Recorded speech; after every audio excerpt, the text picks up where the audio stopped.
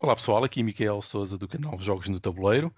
Hoje vamos fazer aqui mais uma conversa com um reputado designer da nossa praça, mas que neste momento já é um reputado designer internacional. Temos aqui hoje o Costa connosco. É bem, internacional é um bocado puxado. Então não é, então não é, então. Não. Ainda é um designer de trazer por casa.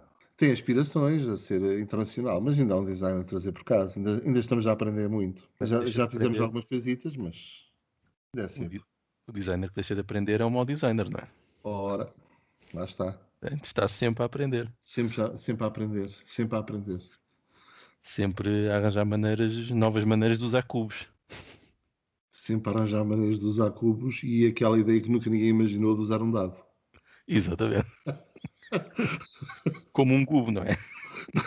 Como Nunca, nunca ninguém pensou nisso. que é de pensar fora da caixa.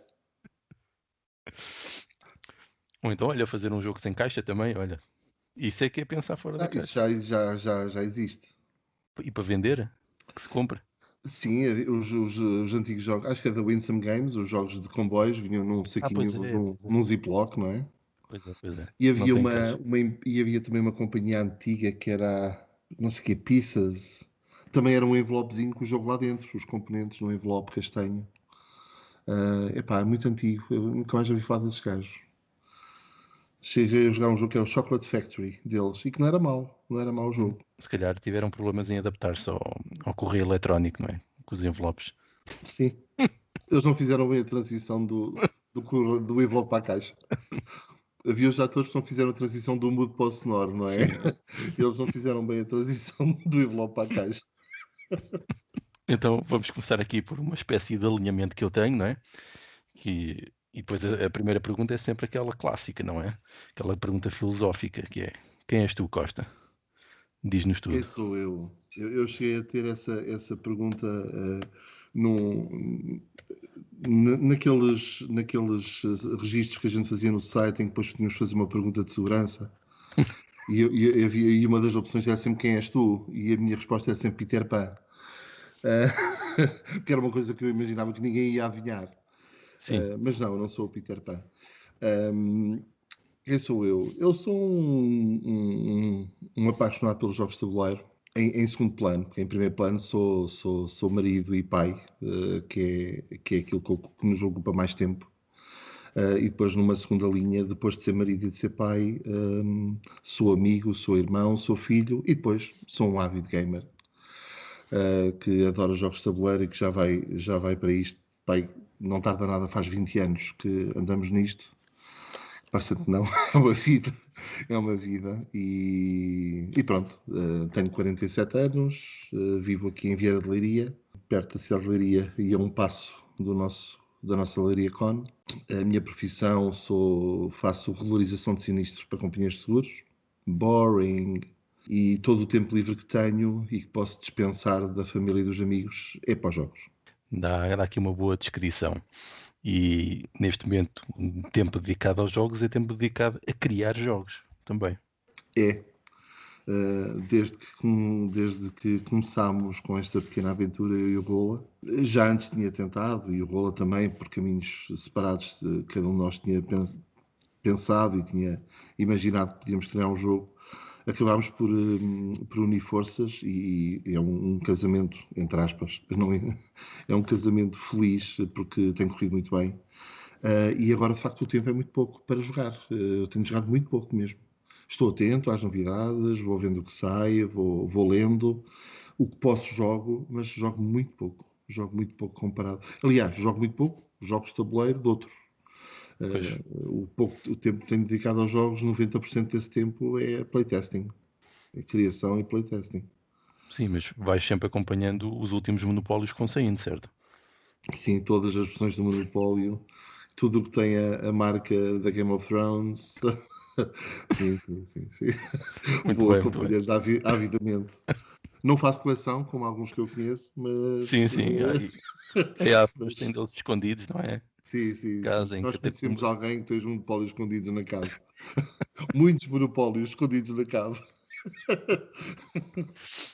Então, e o que é que te levou?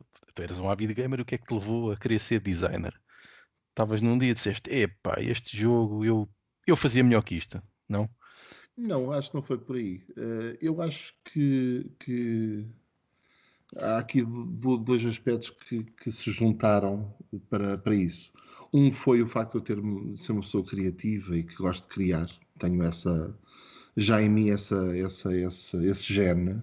E depois na piugada daquilo que o Paulo e o Nuno estavam a fazer, eu senti-me que, epá, eles estão a conseguir e estão a fazer, eu também gostava.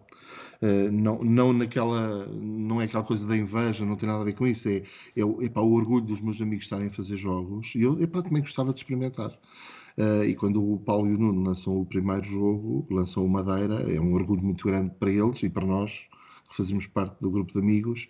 E eu senti-me motivado e entusiasmado e também gostava de fazer, também gostava de tentar.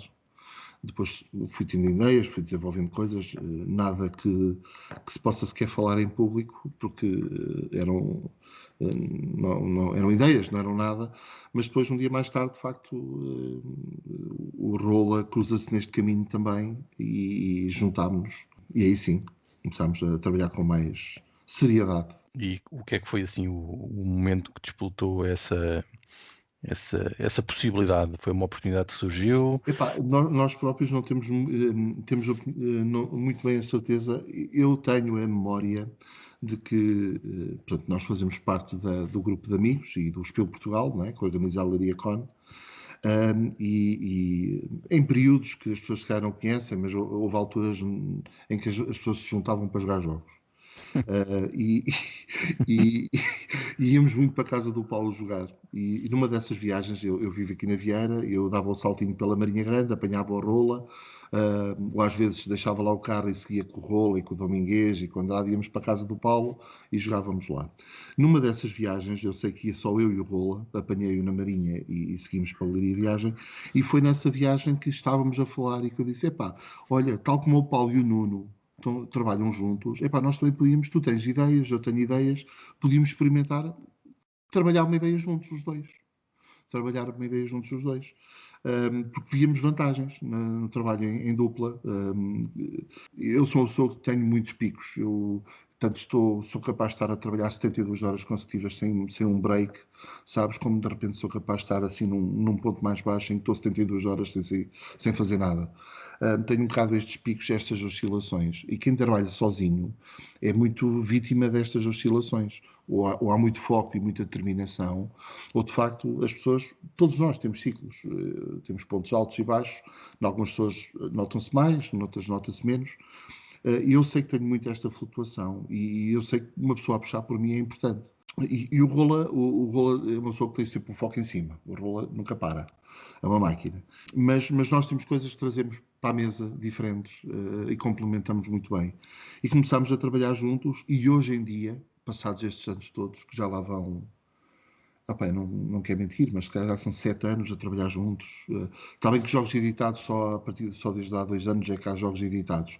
Mas antes disso houve o caminho das pedras, como o Rola costuma dizer. Fizemos muitos anos de trabalho, muitos protótipos, batemos a muitas portas, até que o primeiro jogo saísse. E neste momento estamos num ponto em que eu e ele já nem precisamos comunicar muito. Eu olho para ele, ele olha para mim e a gente já sabe o que é que o outro está a pensar. E de facto, neste momento temos uma química muito forte, muito boa, e conhecemos já muito bem em termos de criação, em termos de capacidades de um e do outro. E temos o nosso papel, cada um de nós tem o papel muito bem definido nesta parceria, nesta dupla. Nestes últimos tempos, tenho que reconhecer que o Rola, até porque tem mais disponibilidade que eu, tem trabalhado muito mais do que eu, e eu sei disso, e ele sabe que eu sei disso. Mas nós trazemos coisas diferentes ao jogo, ou à criação. Complementamos-nos muito bem um ao outro. Então, e onde é que tu vais buscar as informações para estares informado não sobre os monopólios, que obviamente não, isso consegues saber através de amigos, não é? Mas informações sobre os jogos, digamos, bons. Os bons jogos. É Sim. assim, nós já chegamos a um ponto em que já nos enganamos pouco. já nos enganamos pouco.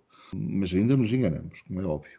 Mas depois de tanto jogo jogado e tantos anos de volta disto, já conseguimos identificar, por uma leitura de regras, se o jogo vale a pena ou não vale. Conseguimos identificar de facto traços que nos dizem alarmes que não é por aqui, não é este, não estou interessado nele. E depois a outra informação é o costume, é as redes sociais, há aquele grupo de pessoas que nós seguimos e que nós confiamos nas opiniões delas, e quando nos dizem, dão-nos um alerta, olha, há aqui um jogo interessante, nós, de facto, vindo daquela pessoa, nós temos curiosidade, vamos atrás. Redes sociais, o BGG, obviamente, toda a gente usa o BGG como fonte de informação, os nossos amigos, os nossos connects, acho que é como toda a gente. Não há aqui muito para onde inventar, não há um canal secreto que só Não, que só os designers é que alguns sabem. conhecem. Não. É claro que começa a acontecer umas coisas engraçadas que eu não sabia que acontecia. Quer dizer, imaginava que pudessem acontecer e que agora mais recentemente têm acontecido já uma ou duas vezes, que é autores de jogos já publicados mandarem-te um e-mail a dizer, oh, tenho aqui um protótipo, gostava de experimentar contigo. Isso é muito curioso e enche-nos um bocado o ego. Olha, até aqui não era ninguém me convidava para nada, não é? Ninguém me convida para nada.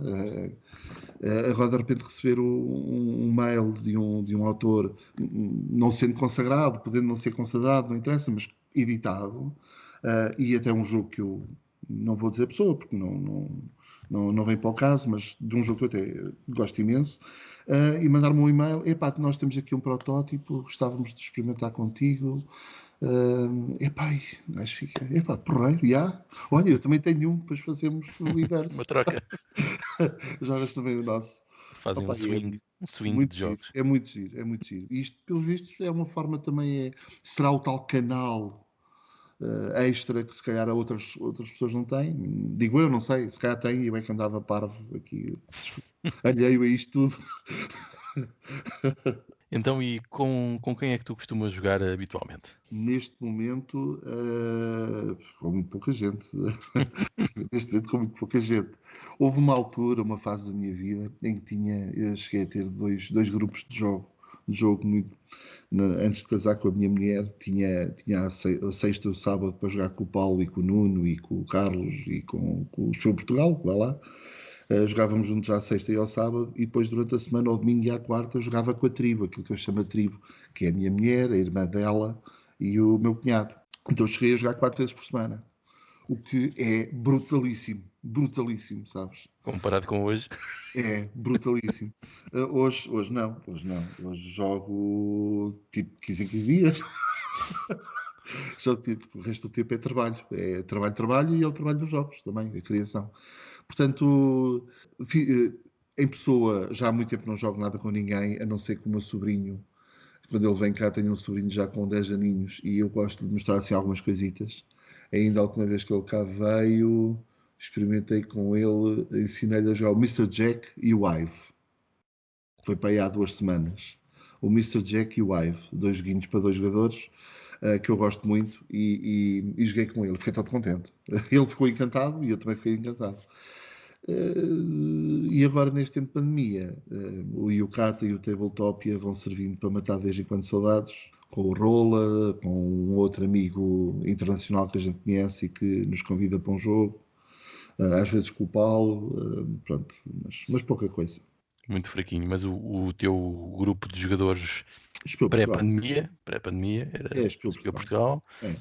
e também jogavas qualquer coisa em família, não é? Joguei nesse período até casar. Depois de casar, sabes como é que é? As coisas mudam. Acaba-se muita coisa que se acaba. Mas também se ganha muita coisa. Mas também se ganha muita coisa. Especialmente peso, não é? Cabelos brancos sobretudo, e agora em família, ocasionalmente, por festa. Os jogos é eu estou em Portugal e de vez em quando calha, quando consigo ir aos board games de Leiria, que também não é com tantas vezes quanto isso. Olha, o jogo que eu estava a falar há bocado e o autor que eu estava a falar há bocado, agora estava a olhar para o teu Está mostruário ali. atrás, o jogo está ali. Epá, epá. Eu vou ficar a pensar no assunto. por falar em jogos, estavas a falar de que gostas de um jogo, agora não tens que citar esse, não é? Pode ser o que tu quiseres. Queres citar aí alguns jogos preferidos teus? Podem ser Jogos menos de 50, pronto. menos de 50. É assim, tenho o meu top 10 do BGG, que lá está definido, que é uma espécie de marca de jogos que eu tenho. Que serão os jogos que eu acho que em termos de criação são jogos que eu gostava de ter sido eu a desenhá-los e que são jogos que eu gosto. E que toda a gente pode consultar. Mas tirando essa lista, há assim meia dúzia de jogos que se calhar posso identificar como. Não, alguns até podem não ser grandes obras, mas são jogos que são especiais para mim, que eu gosto muito. Em termos de jogos de tabuleiro, o meu primeiro grande jogo é o Keyless. Foi o primeiro jogo que eu comprei, e foi o primeiro jogo pelo qual eu me apaixonei, verdadeiramente. O jogo agora está um bocado envelhecido. Agora tentaram lhe dar uma cara nova com a nova versão e pronto, não está mal, mas está familiar. E o Keyless não se quer familiar. O Keyless quer-se duro, violento, para homens de barba rija. Porque jogar o Provost e a séria é dilacerante.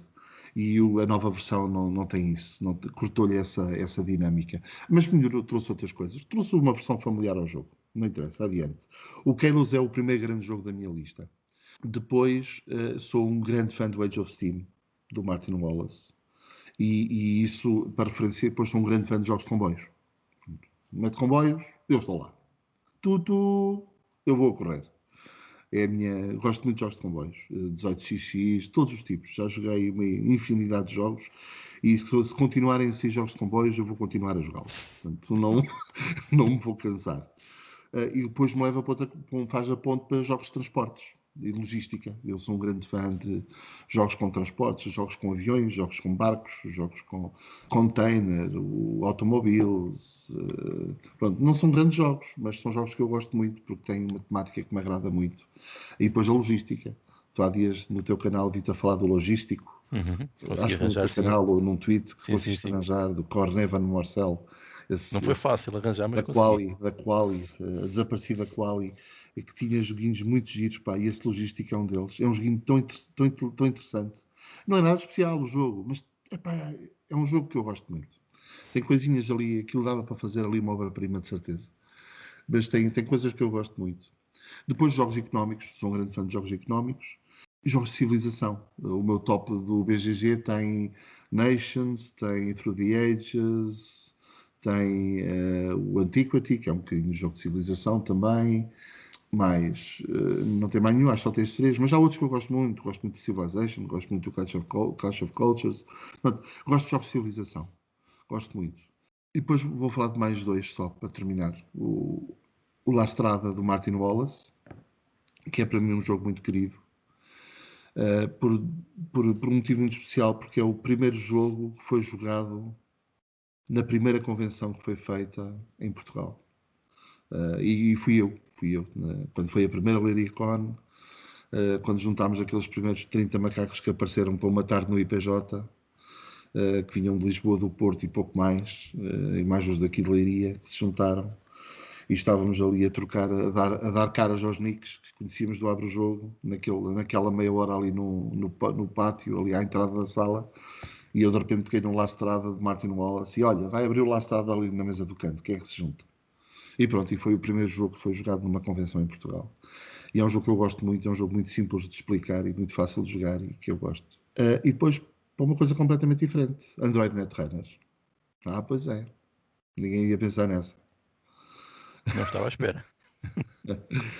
Sou um grande fã do Android Netrunner, não jogo agora porque não tenho com quem jogar, mas não foge à tipologia de jogos que desenho e que jogo normalmente, mas apaixonei-me pelo Netrunner porque tem uma coisa absolutamente extraordinária que é um core set de regras que é, à falta de melhor palavra, é perfeito.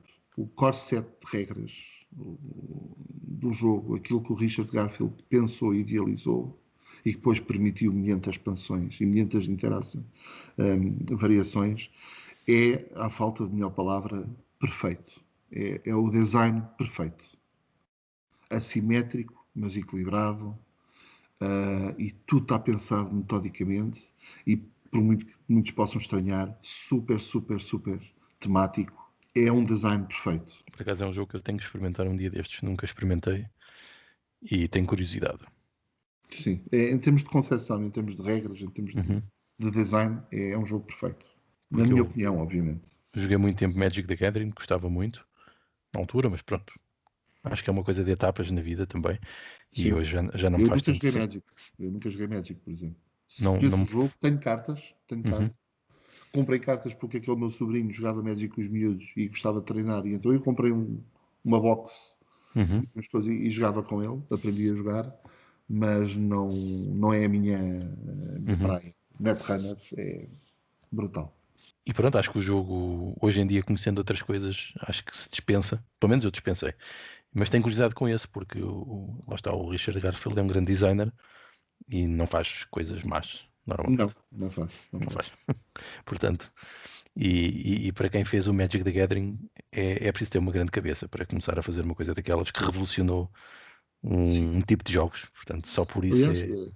diz que eu não tenho a certeza, mas quase a certeza. O Netrunner acho que é anterior ao Magic. Ele criou o Netrunner, acho eu, antes do Magic. E o Netrunner era muito à frente no tempo. Não teve a aceitação que fazia, porque de facto estava muito à frente no tempo, o jogo. Acaba depois, quando é mais tarde reeditado pela, pela Fantasy Fantasy, Flight. pela Fantasy é que ganha o boost que ganhou. Eu tinha ideia que era antigo, mas da história que eu vi, por exemplo, era que o Robo Rally é o primeiro jogo dele, que ele foi fazer pitch a uma editora, ninguém queria aquilo, estás a ver? Ninguém queria aquilo, achavam que aquilo não era bom, e que foi a Wizards of the Coast é que disse, olha, porque é que não fazes um jogo assim mais ou menos deste tipo? E ele criou o Magic the Gathering, assim do Assim, nada. Assim, sim. olha, pronto. O Roll Rally eu tenho ali a primeira edição da Avalon Hill. Tenho ali. Incrível. Mas pronto, e estávamos a falar de designers e designers preferidos. Não há um Não, preferido, há não podes vários dizer, designers que são não podes dizer importantes. o rola. Não podes dizer o Não rola. posso dizer o Gola. Falava do Gola, falava do Paulo, falava do Nuno, que são, para além de grandes designers, são amigos do coração. Mas em termos de criadores de jogos, que não esses três, obviamente, que me marcam muito e continuam a marcar, eu tenho a minha fase inicial, quando começámos nos jogos, onde houve dois nomes que foram muito importantes para mim. O Martin Wallace, de um lado, e o Reiner Knizia, do outro. O Knizia, que faz jogos mecanicamente, eu não vou dizer perfeitos, mas de facto, mecanicamente é um tipo extraordinário. Ele, até a determinada altura, depois ele depois deixa de ser interessante. Eu penso que eu tinha aqui aberto a folha até dele só para não me enganar, para estar aqui a ver, mas ele até meados dos anos 2000, até fazer o Celtis, ele tem uma série de jogos extraordinários. O Modern Art, Medici, Tigres e Eufrates, To the Desert, Samurai, Ra, Lost City, Stephenson's Rocket, Shota Totem, Battle Line, Taj Mahal, Winner Circle, conheço isso tudo, só não joguei um deles, que é o Lord of the Rings, que é o único que eu não conheço, mas desta fase dele, e são todos jogos brilhantes. Pronto, lá está, o tema não existe, tirando se calhar o tal Lord of the Rings, que eu nunca joguei, mas mecanicamente é um criador notável. E depois o Martin Wallace, que traz a outra parte, que traz o tema nos jogos dele. E eu joguei muito Martin Wallace também até. Ele também teve uma fase boa e depois também desapareceu. Ele até ali meados também do ano 2000, até chegar perto dos finais dos anos 2000, faz muita coisa boa, mas depois desaparece. E ultimamente não gosto tanto das coisas que ele tem feito. Estou muito curioso com este ano 1800 que ele fez agora, estou muito curioso. Mas é um ator que o Age of Steam, o La Strada, o Braço, o Struggle of Empires, pronto, há aqui muitos jogos que eu gosto dele. E é um ator que para de ser um tipo extraordinário. Já o conhecemos, e já o conhecia, é um tipo extraordinário. Depois disso, Feld, toda a gente gosta de Feld, quer dizer, nem toda a gente. Eu gosto de Feld até determinado ponto. O primeiro Feld, o Feld inicial, o Feld até Bruges. Até Bruges temos Feld, de Bruges para a frente não temos Feld. temos uma espécie de Feld. Mas até aí, Notre Dame, Castles of Burgundy, In the Year of the Dragon, o Roma, pá, uma série de jogos. Eu estou assim a olhar para o lado, para olhar para a prateleira, a ver se vou identificando as caixas. É um autor que eu gosto muito. E aqui já, um é pelo tema, o primeiro foi pelas mecânicas, o segundo pelo tema, este porque traz uma coisa adicional, que é o interlock of mechanics, sabes? Os mecanismos interligados. O Feld foi assim novidade nesse aspecto, não é? Começou a até aí, uma mecânica dá um jogo. Uhum. No Feld não, para haver um jogo tem que haver 15 mecânicas. Pronto, e então e isso é uma coisa que a determinada altura já cansa, mas no início de facto gostava muito e são atualmente atualmente o meu ator de referência para mim é o Vladimir Sushi. É para mim neste momento o meu autor de referência, é o meu não há nada que ele tenha feito que eu não tenha gostado. Muito. Nada. Só há um jogo dele que eu não conheço ainda, que eu não joguei, que é o Prodigals Club. De resto, todos os outros joguei-os e adoro-os. O Shipyard, o Underwater Cities, o 20th Century, o Last Will, o Praga, este recente, o Uhum. Praga. Estão aqui, falta o Pulsar. Pronto, se calhar estava aqui me faltava o League of Six. Pá, todos jogos brilhantes.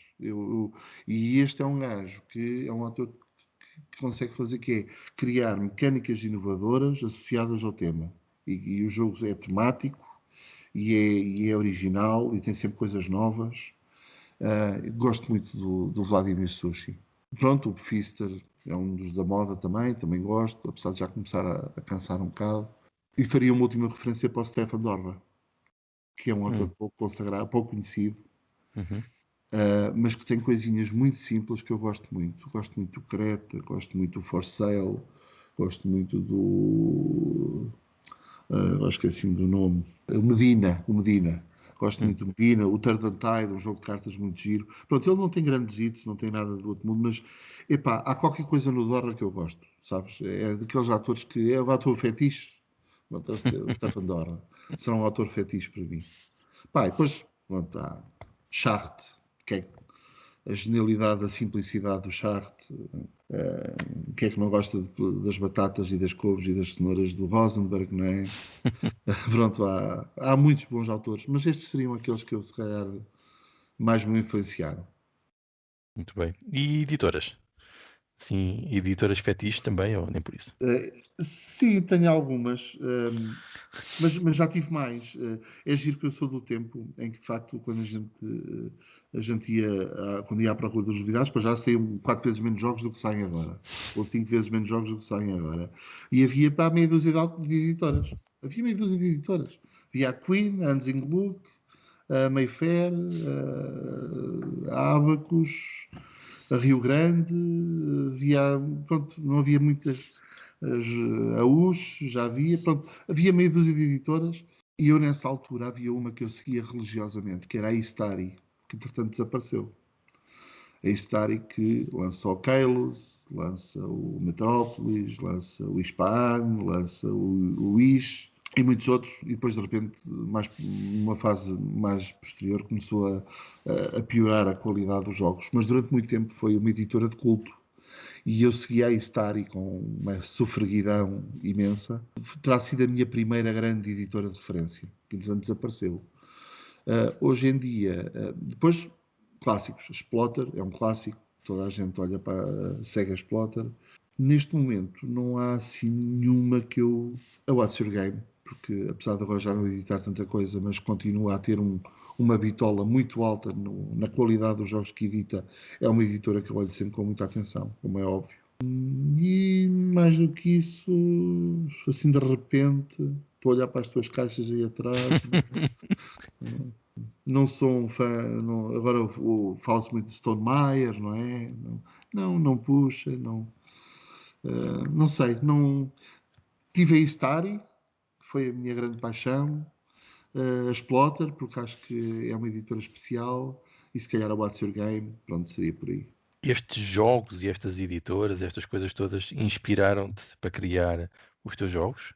Sim, de forma natural, porque por ser o hobby. Não há um jogo em particular, ou uma editora em particular, ou um autor em particular, mas é o conjunto do universo deste hobby no qual eu me embrenhei, me apaixonei e entrei a 100%, que depois despertou esta vontade de criar, de criar jogos. É mais um contexto do que propriamente uma influência ou Exatamente, outra particular. exatamente, é mais o contexto, sim, claramente. Pois é a sensação que eu tenho.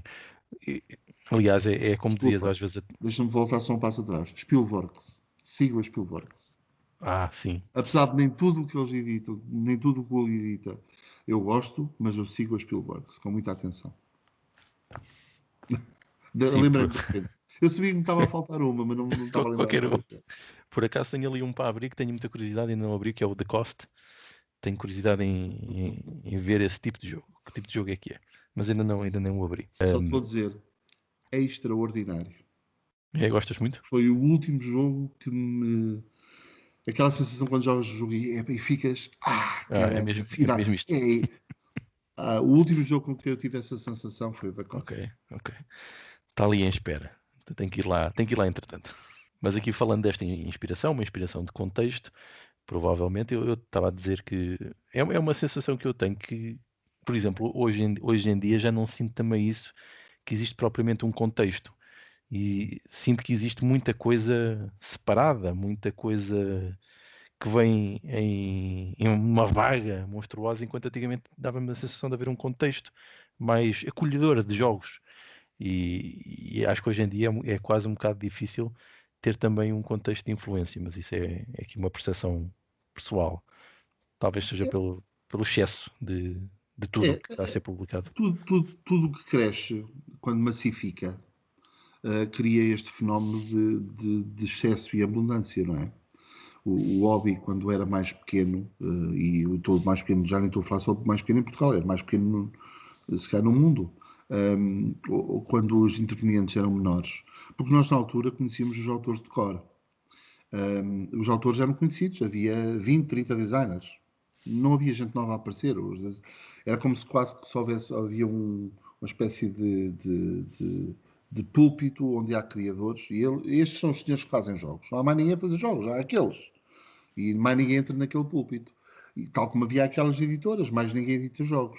A determinada altura, quem começa a criar jogos começa a ser eu, começas a ser tu, começa a ser o Manel ali ao lado.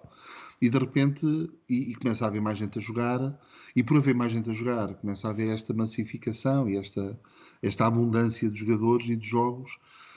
E depois é o fenómeno do capitalismo, não é? A máquina cresce, começa a gerar dinheiro, se gera dinheiro tem que se produzir mais, porque há mais consumo, e havendo mais consumo, pronto, é um ciclo vicioso. E agora a quantidade de jogos que sai é, é absurdo. Eu às vezes digo que a indústria está. Eu espero que não aconteça, e se calhar não vai acontecer, mas a indústria corre o risco de se estar a automutilar, a autoaniquilar, porque o tempo de vida de um jogo devia ser pelo menos um ano. Pelo menos um ano. Não é? A editora lança um jogo e depois no ano seguinte lança outro jogo. E dá um ano de vida ao jogo. E esse jogo é jogado durante um ano, é jogado meia dúzia de vezes, 10 vezes, 20 vezes. Hoje em dia, quantos jogos é que tu jogas 3 vezes? Eu Poucos, já não estou a dizer poucos. meia dúzia, estou a dizer 3 vezes. Muito poucos. Muito poucos. Porque, entretanto, há outro. E já não há um tempo definido de edição, ou seja, não há a pré-época dos jogos de tabuleiro, não é? Apesar de Essen ser um bocadinho a referência, os jogos são lançados em Essen, mas hoje em dia já não é tanto assim, já não há esse. Os jogos estão sempre a aparecer. O fenómeno do Kickstarter, então, quando surge o Kickstarter trouxe muita coisa de boa, mas eu acho que foi, mas no deve e no haver, eu acho que o Kickstarter foi mais prejudicial para o hobby do que foi benéfico. Porque lança muito lixo para o mercado que não é testado, não é preparado, não é, tem umas imagens bonitas, mas a gente não sabe o trabalho que lá está atrás. Enquanto quando havia uma editora, a gente sabe que a editora está lá pelo dinheiro dela, não é? Trabalha o jogo, edita o jogo, mal ou bem, há ali algum desenvolvimento por trás, porque a editora não quer perder dinheiro. Agora com o Kickstarter, Embora o Kickstarter tenha mudado também, não é? Tu vês agora as editoras, as grandes editoras Sim, no porque Kickstarter. foram atrás, porque é o tal, a tal massificação, porque as editoras viram ali uma oportunidade do dinheiro entrar à frente, não é? Claro. E uma coisa, mas eu ainda vou atrás de um Kickstarter feito por uma companhia. Agora, os outros Kickstarters, tirando um ou outro que se calhar conheça a pessoa e se calhar sou capaz de ir atrás, mas eu nem faço muito Kickstarters, não sou fã, não. E eu acho que é um negócio, mas eu percebo que as coisas evoluem e não podemos ser velhos do Restelo sempre, não é? Mas eu não vejo com bons olhos, não, nem é não ver com bons olhos. Eu tenho uma visão um bocadinho mais negativa e pessimista do Kickstarter do que se calhar a maior parte das pessoas. Porque eu acho que o Kickstarter, e não é só o Kickstarter veio agravar isto. Mas esta aceleração do mercado veio matar o tempo de vida dos jogos. Os jogos passaram a ter um tempo de vida de 3 meses, 4 meses, 5 meses. Os jogos jogam-se 2, 3 vezes. E depois as pessoas vêm. E depois traz outro efeito negativo que é joga-se um jogo, a primeira experiência não foi boa, ou porque se percebeu mal o jogo, ou porque não se Uhum. leu bem a regra, ou seja por que motivo for, ou porque o jogo tem curva de aprendizagem e as pessoas não deram oportunidade ao tempo, não deram oportunidade ao jogo de se mostrar, porque há jogos que precisam ser redescobertos numa Uhum. segunda e numa terceira partida, e vão assassinar o jogo, a nota do jogo. E se calhar há ali um jogo muito bom, mas que foi assassinado porque só há tempo para jogar o jogo uma vez, porque entretanto há outro. O carteiro já está aqui à porta com mais uma caixa. Eu não tenho tempo para voltar a jogar este jogo. Se a primeira vez que eu joguei não me agradou, Costa, trade, mete trade com ele, venda nos usados. E isso é uma coisa que me dá pena, porque os autores não merecem. E eu aqui estou a falar um bocado porque há muito bom jogo que merece uma segunda e uma terceira oportunidade e que não tem. Sim, quantos jogos nós, a primeira vez é como dizias, serve só para errar, nem sequer para aprender a jogar o jogo certo. Exatamente. Mas hoje não há tempo para isso, não há paciência para isso. E o mercado nem deixa que isso aconteça. Porque o próprio mercado, as próprias editoras assassinam o tempo de vida dos jogos. Não deixam que os jogos. Eles têm que crescer, têm que respirar. É como o vinho, tem que se abrir a garrafa e deixá-la respirar e provar devagarinho. Sim, por isso é que se calhar também vemos agora, é uma sensação que eu tenho, cada vez mais jogos mais leves, mais familiares, mais rápidos, mais instantâneos a surgir aí por todo lado. E Sim, provavelmente o jogo padrão, a ideia que me dá, o jogo padrão, pelo menos em loja, que eu vou acompanhando as lojas, sempre que posso visito lojas, agora não, né? Mas pronto, sempre que posso visitava e dava-me a sensação que o nível de complexidade estava a descer, médio, nas lojas. sim, E eu conheço muito bem as lojas em França, que vou muito, e eu lembro-me que, olha, por exemplo, em 2012, 13, tu vias jogos standard, por exemplo, um Russian Railroads, coisas desse tipo, como jogo normal. E agora tu vês aqueles jogos da Yellow e da Asmodee e tal, sim, coisas vai ver muito o mais leves, azul, e sim, coisas desse género. coisas muito mais, com aquelas bonecadas todas, aquelas coisas todas. Isso tem a ver também com o crescimento do mercado, ou seja, quem não era game, a comunidade de jogadores cresceu muito. E cresceu muito em dois sentidos. Cresceu muito na comunidade que é gamer, mas cresceu muito naquela.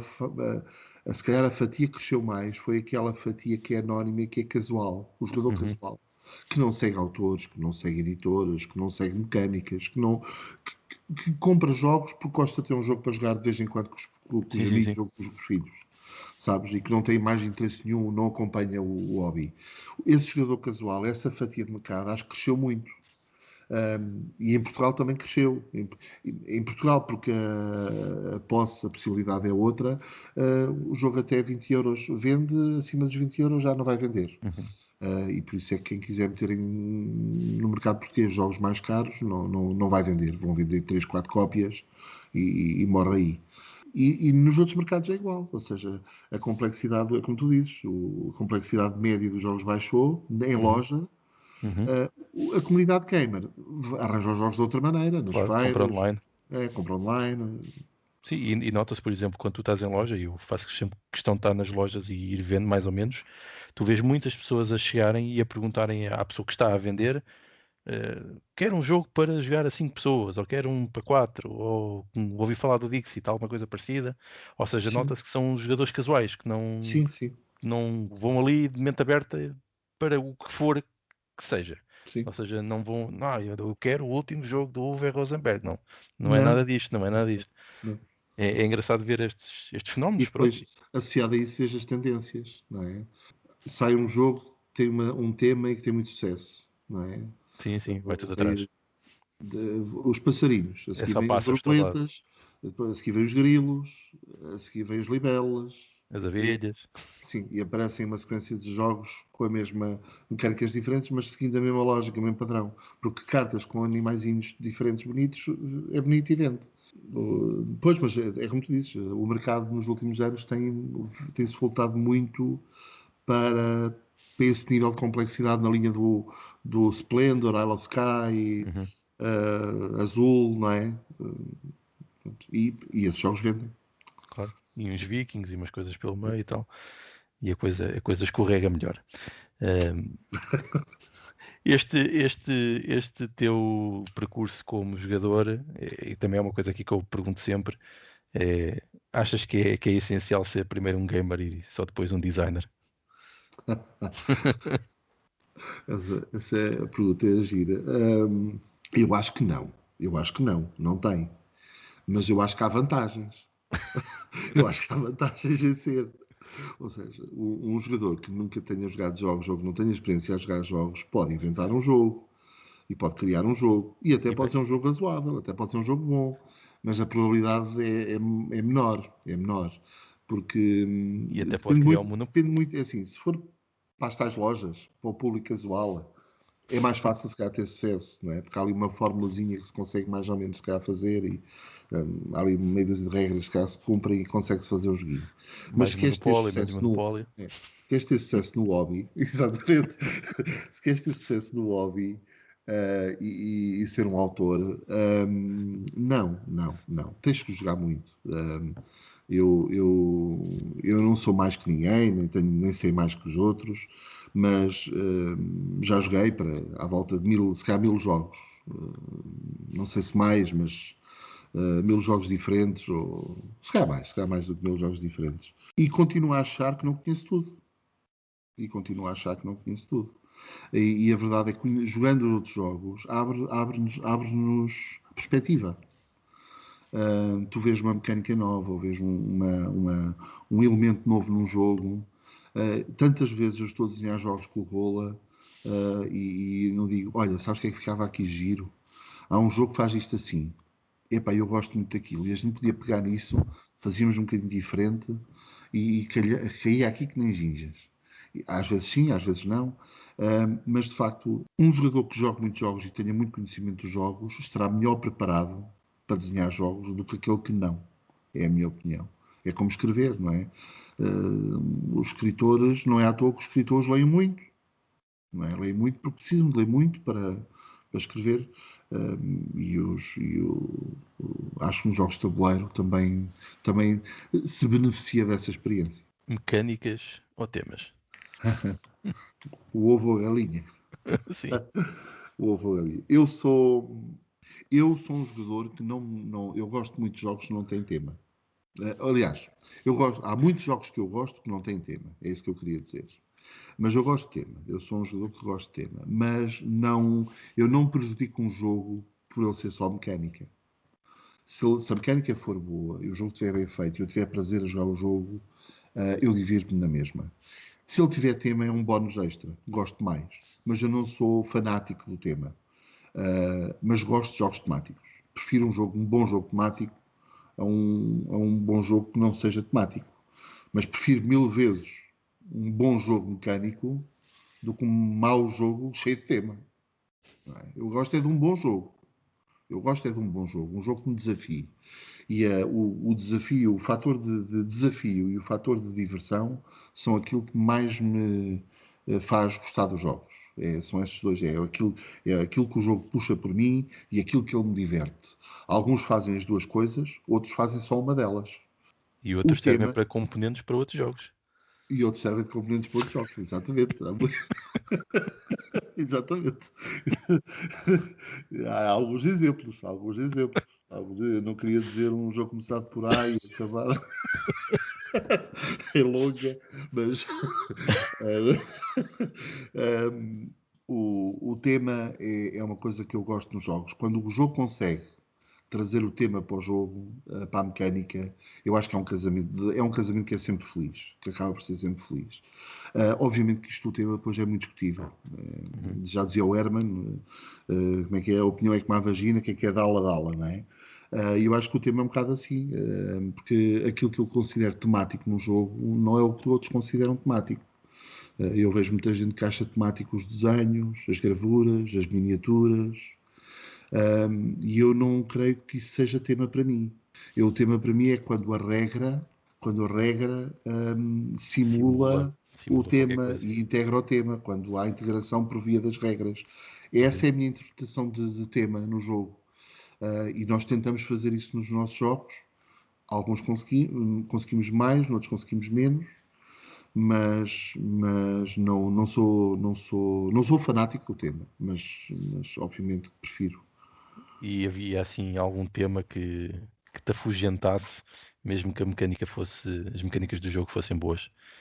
Vias-te a não jogar um jogo pela abordagem temática. Epá, nos dias de hoje é perigoso dizer coisas dessas. Nos dias que correm, a gente, qualquer coisa que diz, isto vai para o ar, não vai? Vai ser Vai, tudo. vai, vai. Pois, não se pode dizer. Se calhar vai mais para o esgoto. Não sei se vai para o ar. Não, isto agora vivemos numa era da cultura do cancelamento, não é? Sim, Em sim, sim. que tudo o que se diz é assim, um tema que me afaste literalmente, assim, de forma. Não, não há. Não há. Eu jogo desde um jogo de zombies e de miniaturas de fantasia, consigo jogar. Não há nenhum tema que me afaste um jogo. Olha, dou-te o exemplo. Por exemplo, a primeira vez que joguei Great Western Trail, que horror, é um deck builder de vacas. Epá, não me apetece. E não gostei nada do jogo da primeira vez por causa disso. Que horror. Mas Epá, é um grande jogo. mas é um grande jogo. E Mas é eu um gosto grande muito jogo. dele. Mas o deck builder de vacas, epá, afastou-me. Pronto. Isso é que me afastou. Sim, Pá, não me fascinou, não me mas fascinou. essa interpretação também é redundante. O jogo não é um deck builder de Pois não. vacas, apesar de fazeres isso. O jogo é um rondel tridimensional, é o que eu costumo chamar. O Sim, jogo sim, é um sim. rondel a 3 dimensões. Sim, sim, é verdade. Pronto, é um exemplo. Às vezes não tem de ser uma coisa muito polémica. É só, que pouco motivador juntar vacas. Ó. Uau, Pois, fantástico. dito assim, eu não jogaria. Dito assim, eu também não jogaria. Que importância é que têm para ti os componentes? Já que falaste que Ah, gostas muito de miniaturas.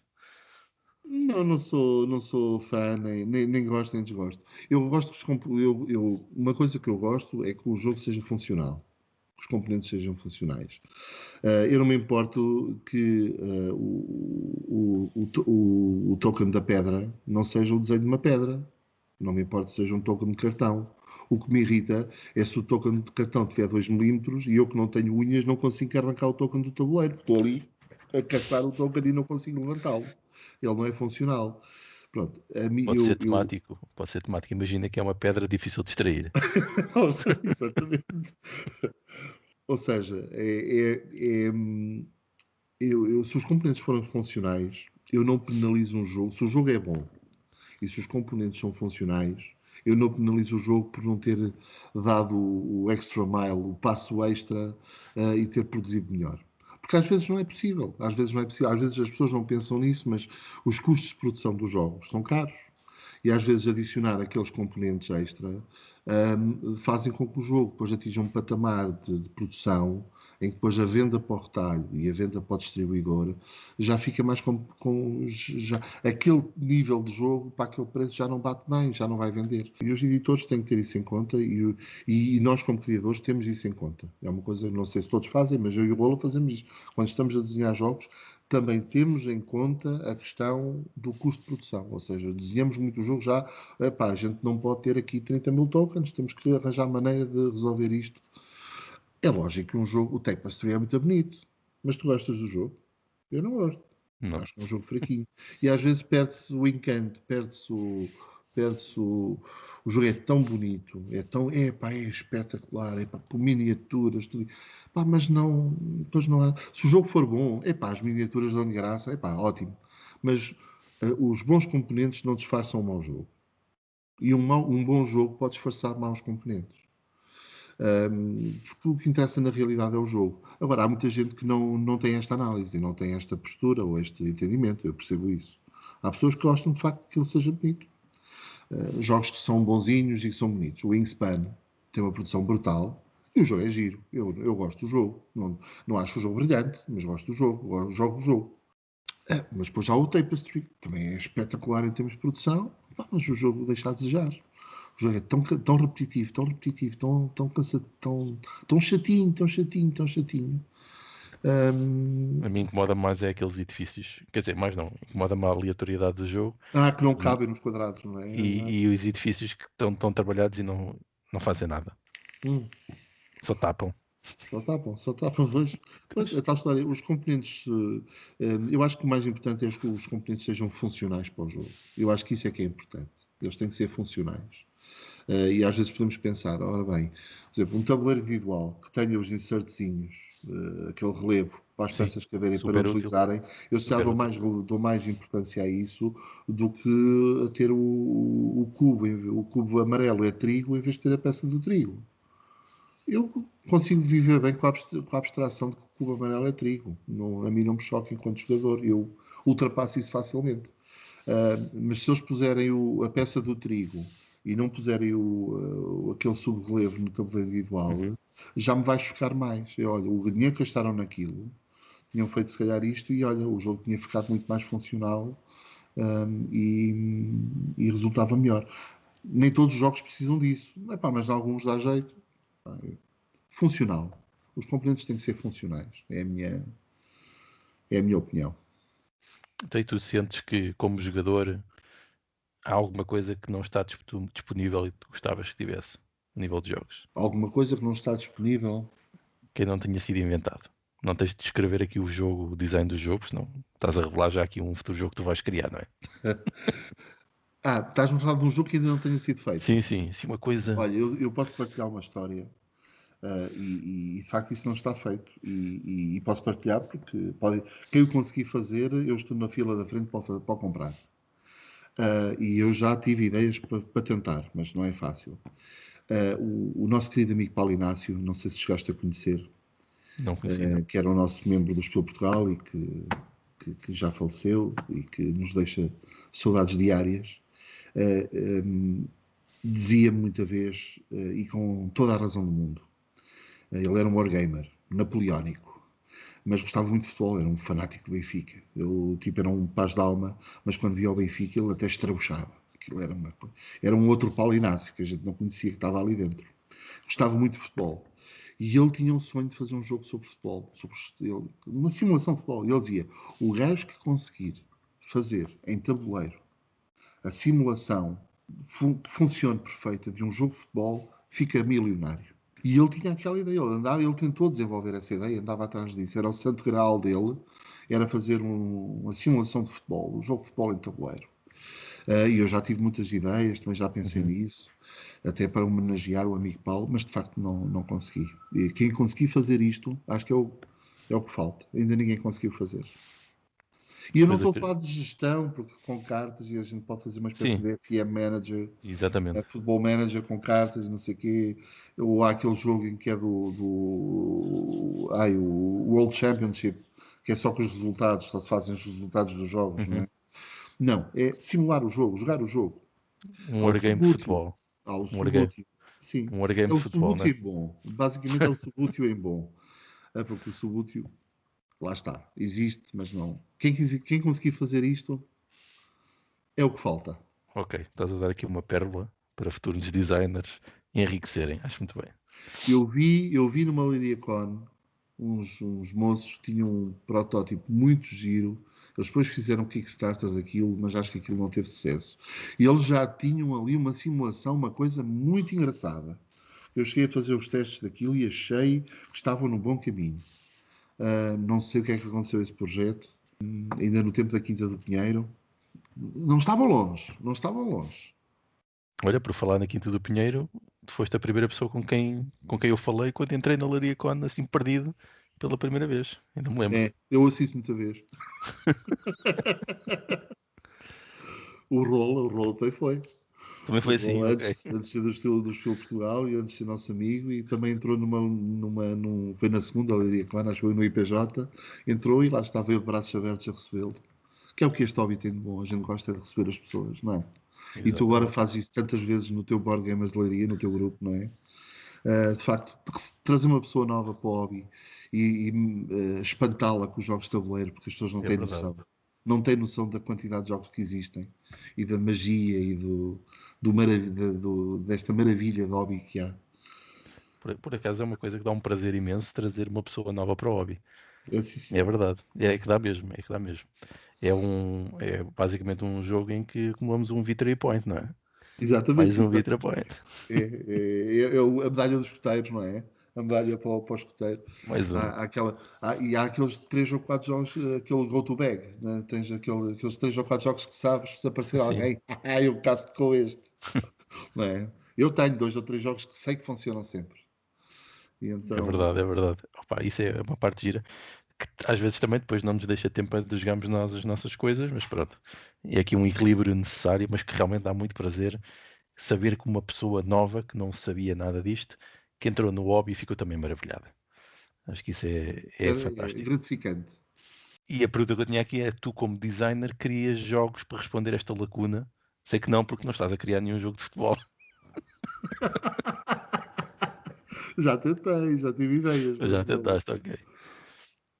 Ouvi Pode dizer que ser que estás um a dia. criar uma coisa com bolinhas, mas que não é bolas de futebol, não é? Não é bolas de futebol. Que são bolinhas num copo, não é? São bolinhas num copo. Agora baralhaste. Isso que tens aí no fundo, não é? Não tem bolinha. O Dom Pierre, o Dom Pierre, o Dom Pierre. Não É o podes nosso falar novo disso. projeto. Hã? Não podes falar disso, não é? Posso Ah, falar. podes, Posso ok. falar. O que é que queres saber do Dom Pierre? Que tipo de bolinhas é que são, né? Basicamente estávamos a falar de bolinhas. Já leste o texto, não é? Já leste Li, o. li e fiquei sem saber nada. Sei que tem champanhe, pronto. O jogo é sobre a produção de champanhe. O jogo é um jogo para 2 a 4 jogadores, ali para 90 a 120 minutos. É um jogo económico em que o dinheiro não é fundamental, mas é muito importante e é muito curto. Portanto, não se ganha por causa do dinheiro, apesar de eu achar que na base é um jogo económico. É um jogo sobre. O jogo tem um ciclo de vida muito. Um ciclo do jogo é plantar, produzir o vinho, engarrafá-lo, vendê-lo. E tentar fazer prestígio com isto. E este é o ciclo do jogo. E os jogadores vão fazendo este ciclo. Há um conjunto de ações. Depois há aqui uma mecânica que temos tido muito bom feedback dela, que é nova. Pelo menos eu não conheço nenhum jogo que tenha esta mecânica. E das pessoas, e já algumas do hobby, pessoas ligadas à indústria, que já testaram o jogo e que estão a conhecer o jogo, até para comercializar, e nos deram um feedback muito, muito, muito positivo. Todas elas gostaram da mecânica central do jogo. Eu não vou agora revelar em concreto a mecânica central do jogo, mas é inovadora. Uhum. Ok. E é um sistema em que os jogadores vão fazendo as ações e elas vão incrementando. Sempre que fazes a ação, ela vai ficando melhor, vai ficando melhor, Uhum. vai ficando melhor, até que deixas de poder fazer a ação. E tu tens um número limitado de oportunidades para fazer as ações. As 6 ações que o jogo te dá, tens 6 ações no jogo, e cada ação pode ser feita X número de vezes. Sendo que cada Uhum. vez que é feita ela é melhor, mas quando se Uhum. esgota, esgota-se. Ok. E ela pode se esgotar antes do jogo acabar, ou não, dependendo de como é que o jogo flui. E depois tem muita interação o jogo.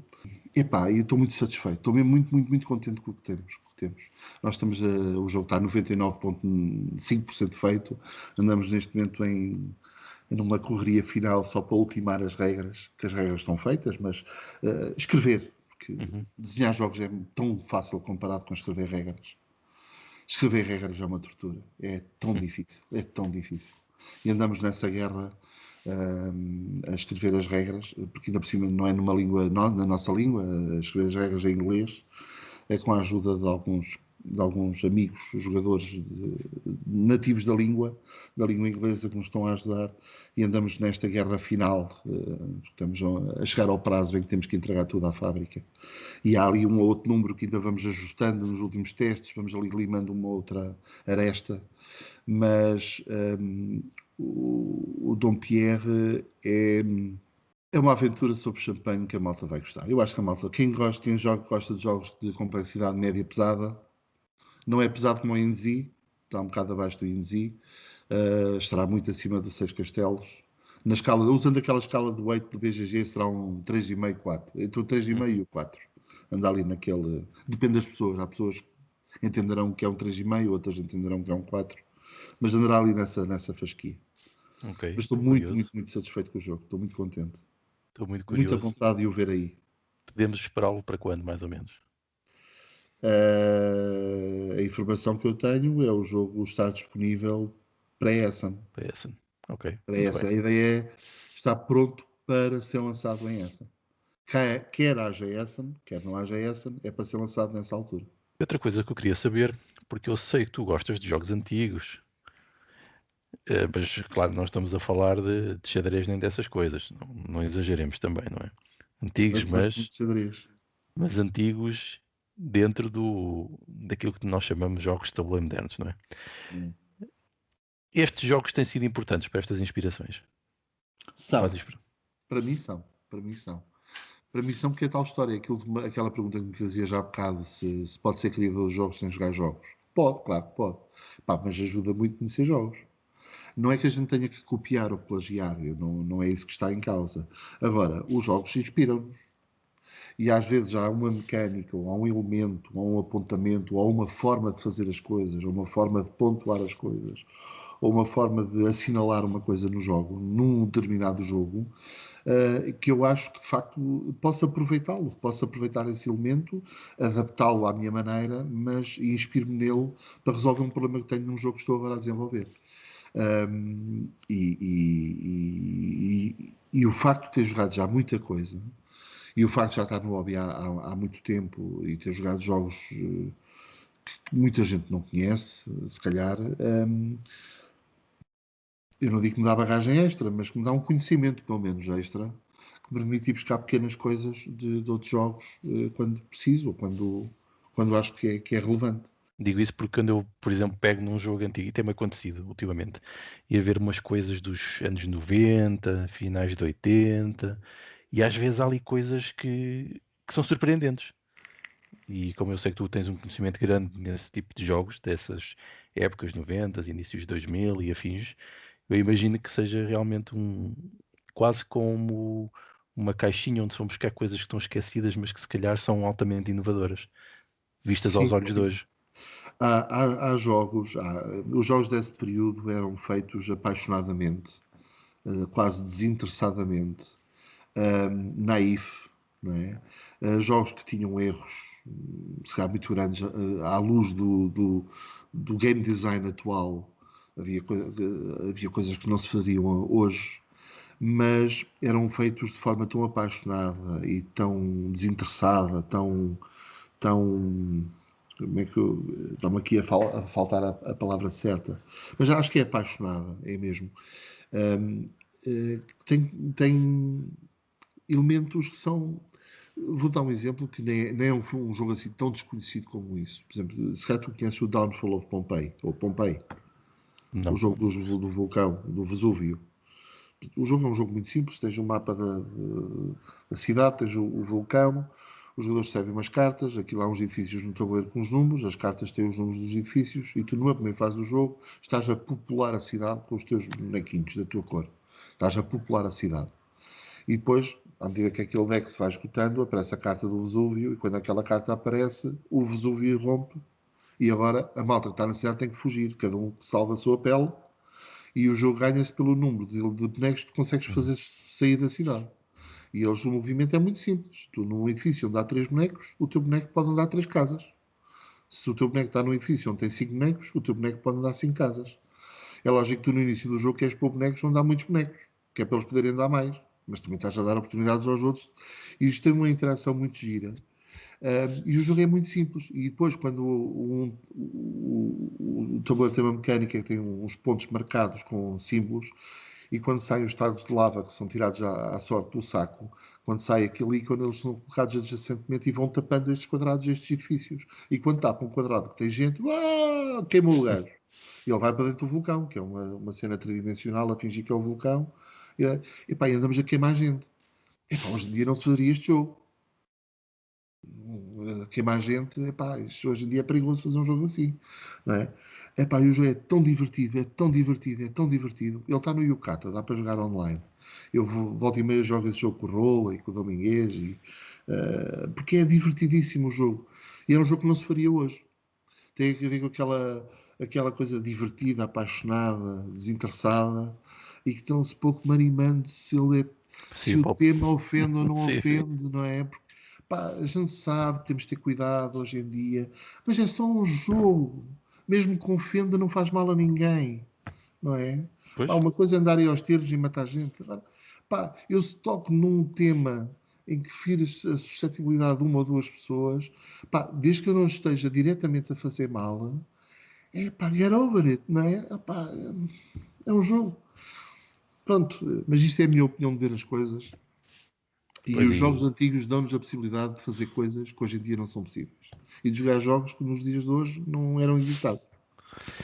Pois, e é como diz, eu também sou a favor de poder explorar com liberdade as coisas, até porque mesmo que elas sejam politicamente incorretas ou que levantem questões, é mesmo importante por isso, porque levantam questões e é melhor nós levantarmos questões de uma coisa que é um jogo, que é uma coisa que não é realidade, do que na realidade, lá está, não é? Exatamente, exatamente. Mesmo se falarmos de temas polémicos, por exemplo, racismo e desigualdades, essas coisas todas, acho que é bom abordarmos num contexto de jogo, porque é uma forma de abordar o problema e de aprendermos até com ele, não é? Sim, e se o jogo tiver esse elemento, não quer dizer que nós sejamos apologistas disso, Claro não que é? não, O elemento claro que está não, lá, se calhar, por algum motivo. É educativo, é pedagógico, seja o que for.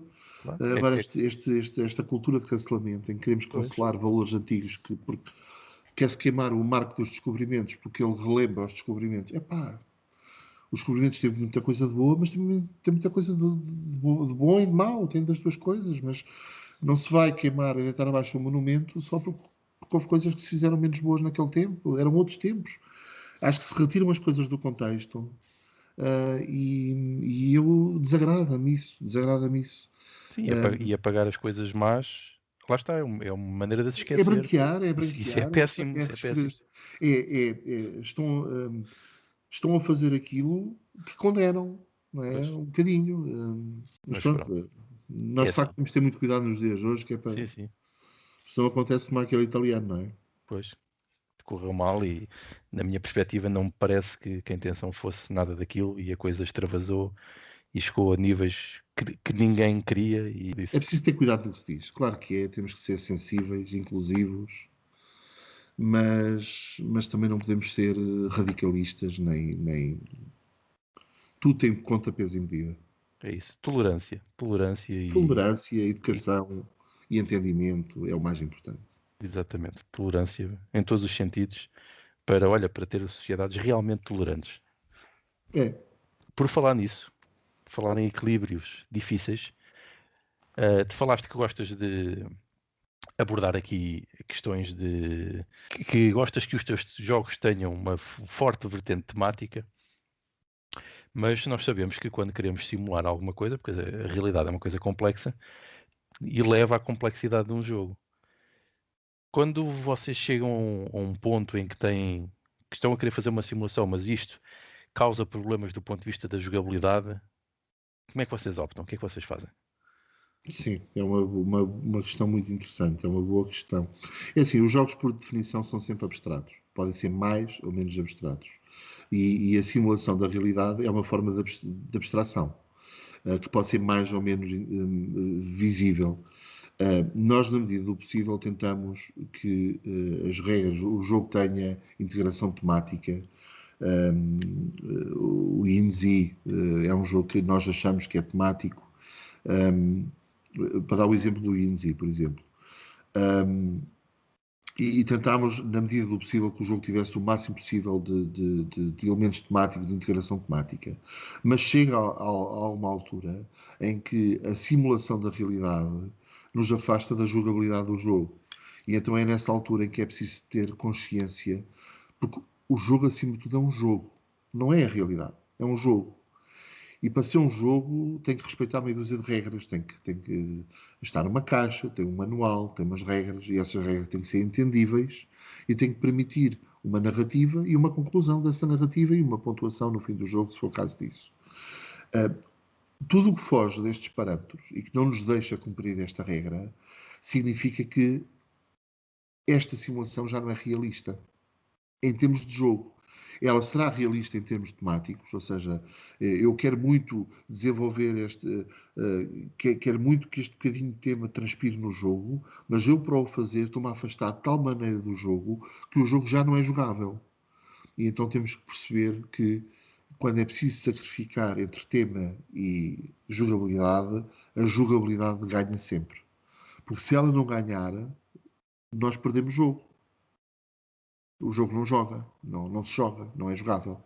E isso não se quer, porque nós, na realidade, o que estamos a fazer é um jogo.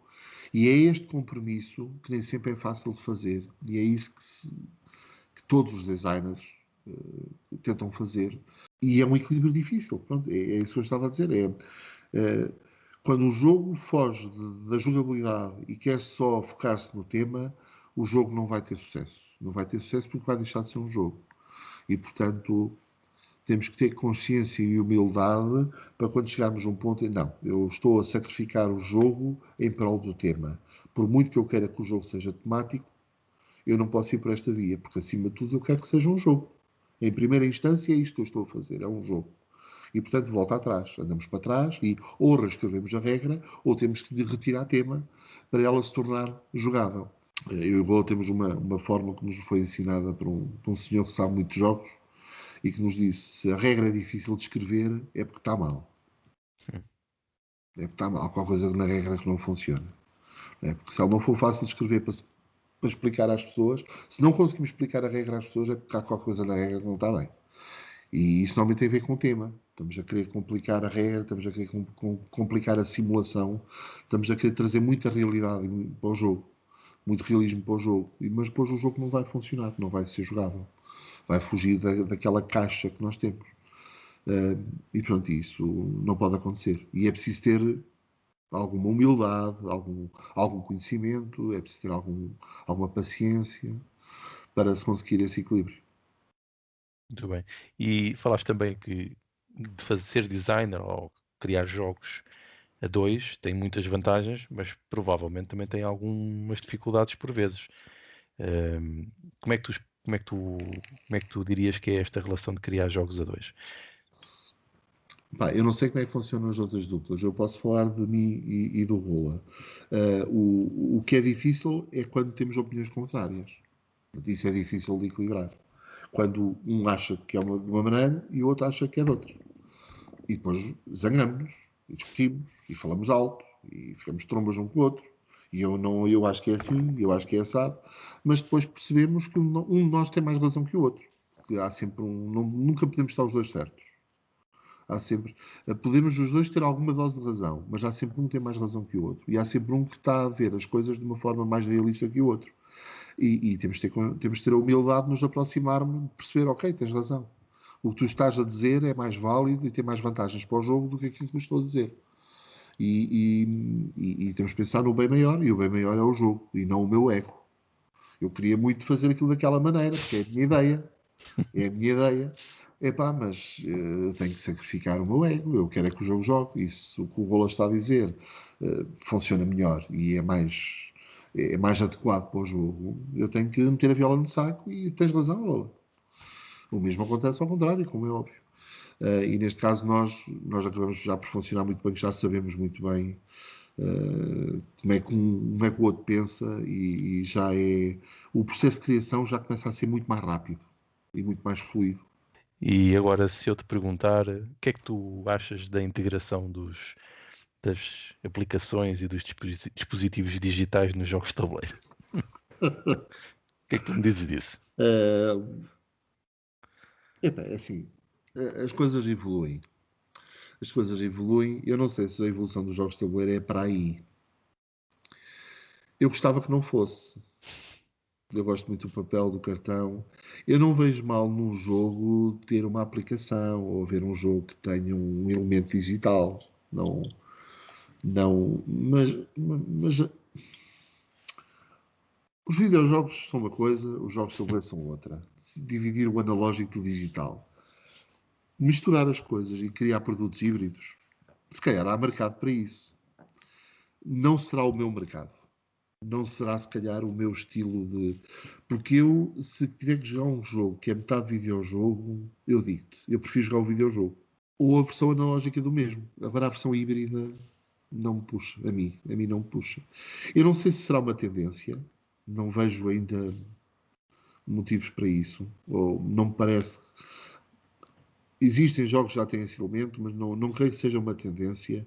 E eu acho que o grande sucesso dos jogos de tabuleiro é precisamente o facto de ser info-excluído, tecno-excluído, não é? Não é info-excluído, é Ser low excluir-se da tech, tecnologia, não low é? tech, low É tech. low-tech. Eu acho que um dos encantos dos jogos de tabuleiro e um dos sucessos dos jogos de tabuleiro é precisamente a questão de low-tech. Já temos tanta tecnologia na nossa vida Pois. que por momentos, epá, agora não, agora Podemos é desligar. cartão, papel, cartas, madeira ou plástico, dependendo se o jogo vem de um lado ou do outro. Vou Ah, fazer as janeiras e o computador não vai ditar o que é que eu tenho é, que fazer. até porque tens o exemplo, tu agora, de certeza que como todos nós, tens jogado mais jogos nas plataformas digitais. Não, não Não, tens. nada, zero. Recusas. Recuso-me. Zero. Se calhar vou ter que abrir uma exceção entretanto, mas epá, não. Estou um bocado Ah, fundamentalista não, nisso. vais ter que abrir uma exceção, vais. Prefiro Pronto, jogar a solo. eu tenho Ver o feito meu, alguns. ver o meu E, nível de radicalismo. é, Prefiro jogar a solo. pois, e de alguma forma até me divirto, porque consigo ter um bocadinho daquela componente. Porque o jogo é muito importante. Mas sabes o que é mais importante no jogo de tabuleiro? Sabes qual é a coisa mais importante no jogo de tabuleiro? As miniaturas. Não. Eh, São as arte pessoas, gráfica. Ah, as são as pessoas. pessoas que estão à volta da mesa. Não é? Sim. Essa é a coisa mais importante do jogo de tabuleiro. E o jogo de tabuleiro traz isso para a mesa. É as pessoas estarem à nossa volta. Eu no jogo digital não tenho isso. Opa, usamos o Skype, ou o Zoom, ou o Discord, e vamos falando, e dizemos umas latas, e jogamos o jogo. Epá, mas estava, falta-lhe sal, falta-lhe pimenta, não é a Não é a mesma mesma coisa. coisa. Não é a mesma coisa que estar a ver o branco dos olhos do outro quando eu faço aquela jogada e vejo o branco dos olhos a virar, não é? Epá, e mandamos assim o toque com o ombro, e agora, como é que te safas desta? É? Pois. Epá, Eu costumo dar o exemplo aqui. o Costumo dar aqui. digital tem muita coisa boa, mas não tem isto. Pois não. O Eu jogo costumo, híbrido, pronto, não sei. olha, eu costumo dar o exemplo. Eu fazia muito LANs antigamente, em que juntávamos os computadores e fazíamos uma rede e estávamos ali dias. Nós até podíamos jogar à distância, mas nada era como estar a jogar frente a frente àquela pessoa, ganhar-lhe e gozar com ele. Epá, não, mas ele estar ali, nós vemos que ele realmente sentiu aquilo e está irritado e foi engraçado, ou conseguimos fazer uma coisa em conjunto, ou conseguimos ganhar em conjunto. Epá, nada bate isso, mesmo É que é sendo. jogar Counter-Strike? Não, não, mais antigo que isso, Ah, Action Quake, ainda do tempo do Quake. é isso. Eu cheguei a Ahm, fazer na garagem do meu cunhado mini LANs com 5 6 pessoas era a isso, é jogar isso. a jogar um jogo de computador que ainda existe. E eu até há pouco tempo o instalei para voltar a jogar com o meu cunhado, que é Paintball. Paintball 2.0. Com armas de paintball. Não Sim, mata sim, sim. ninguém. É só. E fazíamos umas lances com aquilo. Era muito giro. E era diferente, mesmo sendo digital, tinha isso que dizias, essa parte presencial que faz toda a diferença para a experiência, não é? O mais importante do jogo de tabuleiro não, são as pessoas que estão à nossa volta. E depois o jogo é uma ferramenta lúdica que nos une, que nos Uhum. diverte, que nos apaixona, mas é acima de tudo é um utensílio, é uma ferramenta. Então, e o que é que tu achas agora desta, que também é uma tendência, do uso de jogos, e até jogos de tabuleiro, mas todos os jogos, para objetivos sérios, ou seja, para aplicações que não são propriamente só lúdicas? Acho muito bem, acho muito bem, acho muito curioso.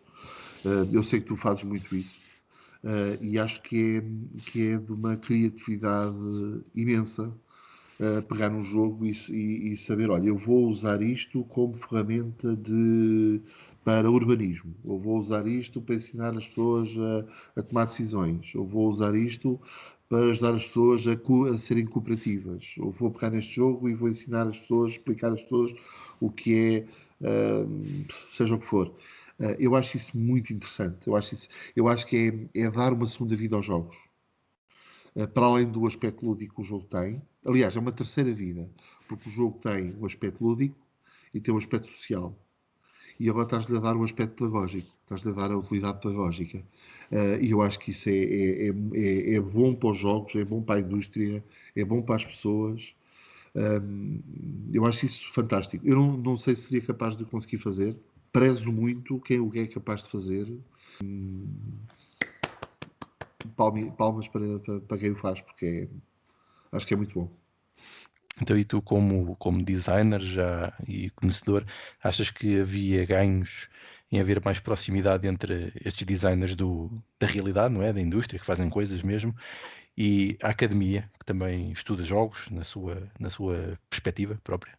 Sim, poderia haver interesse. Eu não sei se o universo é assim tão grande que permita ou que faça sentido já fazer essa interligação. Pronto, uma coisa é a indústria automóvel e as universidades, não é? Portanto, uh, a criação de jogos e os instrutores ou os consultores ou os formadores que usam jogos para formar, portanto, é um universo muito mais pequenino. Não sei se justifica isso, mas podendo acontecer, só se tirariam vantagens. Eu acho, e seria para os dois lados, seria vantajoso para os dois lados, ou seja, os formadores, consultores, portanto, as pessoas que usam os jogos como ferramenta pedagógica poderiam ter outro input dos autores e até poderiam ter deles outras criações desenhadas precisamente para o aspecto pedagógico e não tanto para o lúdico. Ou seja, a desenhar um jogo que se joga, mas aquele jogo é criado não tanto para se jogar, mas para ensinar, que é uma coisa que não existe, se calhar, no mercado, e que poderia existir com esta ligação destes dois mundos. E quem queria também podia aprender muito com quem está do lado da formação e da aprendizagem. Para já, tinha um outro nível, um outro espectro de oportunidade de poder produzir obra para outro canal, não é? Para um outro efeito, para um outro destino. E por outro lado, a aprendizagem que se ganha disso, Uhum. acho que seria muito interessante. E para além disso, portanto, estás a falar dos jogos de um ponto de vista pedagógico, mas há também o estudo dos jogos como atividade académica. Imagina, por exemplo, os elementos de design, o que é que Ah, interage as sim. pessoas, o que é que envolve, que tipo da área da psicologia, o que é que É, cativa as pessoas. eu eh, confesso que não tenho muito conhecimento nessa área, mas tanto quanto sei, ainda é uma área muito virgem, muito por explorar. E eu acho que eu gostava de ler um bom estudo sobre isso, gostava de ler um bom ensaio sobre essa temática. Em termos de criação, em termos de game design per si, eu acho que ainda estamos muito no início, ainda é uma, uma arte, não sei se chama arte, mas ainda é uma linguagem, ainda é um universo ainda muito jovem. Não sei se já haverá material suficiente para estudar o game design, mas existem esses outros elementos, os elementos sociais, educativos, que são interessantes de explorar. Eu acho que sim, que há muito espaço para explorar. E quem quiser seguir esse caminho será pioneiro nessa área. O que eu, E o acho que eu que sinto, uma vez que estou, neste momento, sim, estou realmente a trabalhar na parte académica nisso também, porque conheço praticamente, basicamente, quase todos os cursos de jogos que existem em Portugal e alguns no estrangeiro e coisas do género, e eu tenho alguma pena de não haver aqui muita proximidade entre, especialmente esta indústria dos jogos de tabuleiro modernos e o game design neste tipo de cursos e onde se tem dedicado e feito investigação. Tem alguma pena que isto não seja ainda tão forte, mas suspeito que isto vai crescer no futuro, quando começar a ser mais generalista, que até estes jogos de tabuleiro são boas formas de ensinar a fazer jogos digitais. Bons jogos digitais. Sim. Porque no fundo o game design Sim, está há lá. muitas coisas que são comuns. Que se tornam. Eu E estarei disponível se, se alguém pedir a minha opinião. O pouco sei, partilharei com todo o gosto. eu acho que há aqui coisas a ganhar, quer da partilha desta experiência do lado prático quem faz estes jogos, que tal como depois de quem faz também os jogos, aceder à literatura, que aborda uma série de conceitos que são importantes, que nós até já sabemos, mas que de facto estão ali sistematizados. E quando, o que eu noto é que depois, quando vamos ler algumas dessas obras, pensamos: ah, pois é, isto é mesmo assim. Eu faço isto sem querer. Sim, Que é muito engraçado ver isto depois. E por falar em arte, tu achas que os jogos são obras de arte? é uma boa questão. Eu há bocado falei do jogo arte e fiquei a pensar nisso. Fiquei assim de repente. Sim e não. Mais sim, se calhar, do que não. É assim, sim, a frio, arrancado a frio, a ferros. Eu diria que o jogo será um elemento artístico, é uma obra de arte. Obviamente que eu não quero comprar um jogo de tabuleiro à Mona Lisa, ou às pinturas da Capela Sistina, mas na sua pequenez, no seu pequeno mundo e no seu pequeno impacto que traz para o mundo, é um bocadinho de arte também. Nem que seja pelo aspecto estético, porque há ali uma gravura, há ali uma ilustração, há ali um artista gráfico por trás, um ilustrador que desenhou um jogo. E depois o game design por si também é um bocadinho. Eu aí já não sei se será tanto arte, se não é mais uma linguagem. Eu às vezes gosto de me referir aos jogos como sendo uma ferramenta de comunicação, uma forma de comunicar, uma linguagem, mais se calhar do que arte.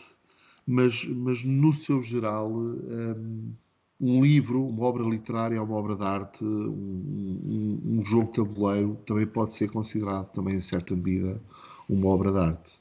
Obviamente que no seu mundo pequenino, com a sua relativizando o conceito aqui, obra de arte, porque nós não somos Picassos nem Dalis, Mas podiam mas ser.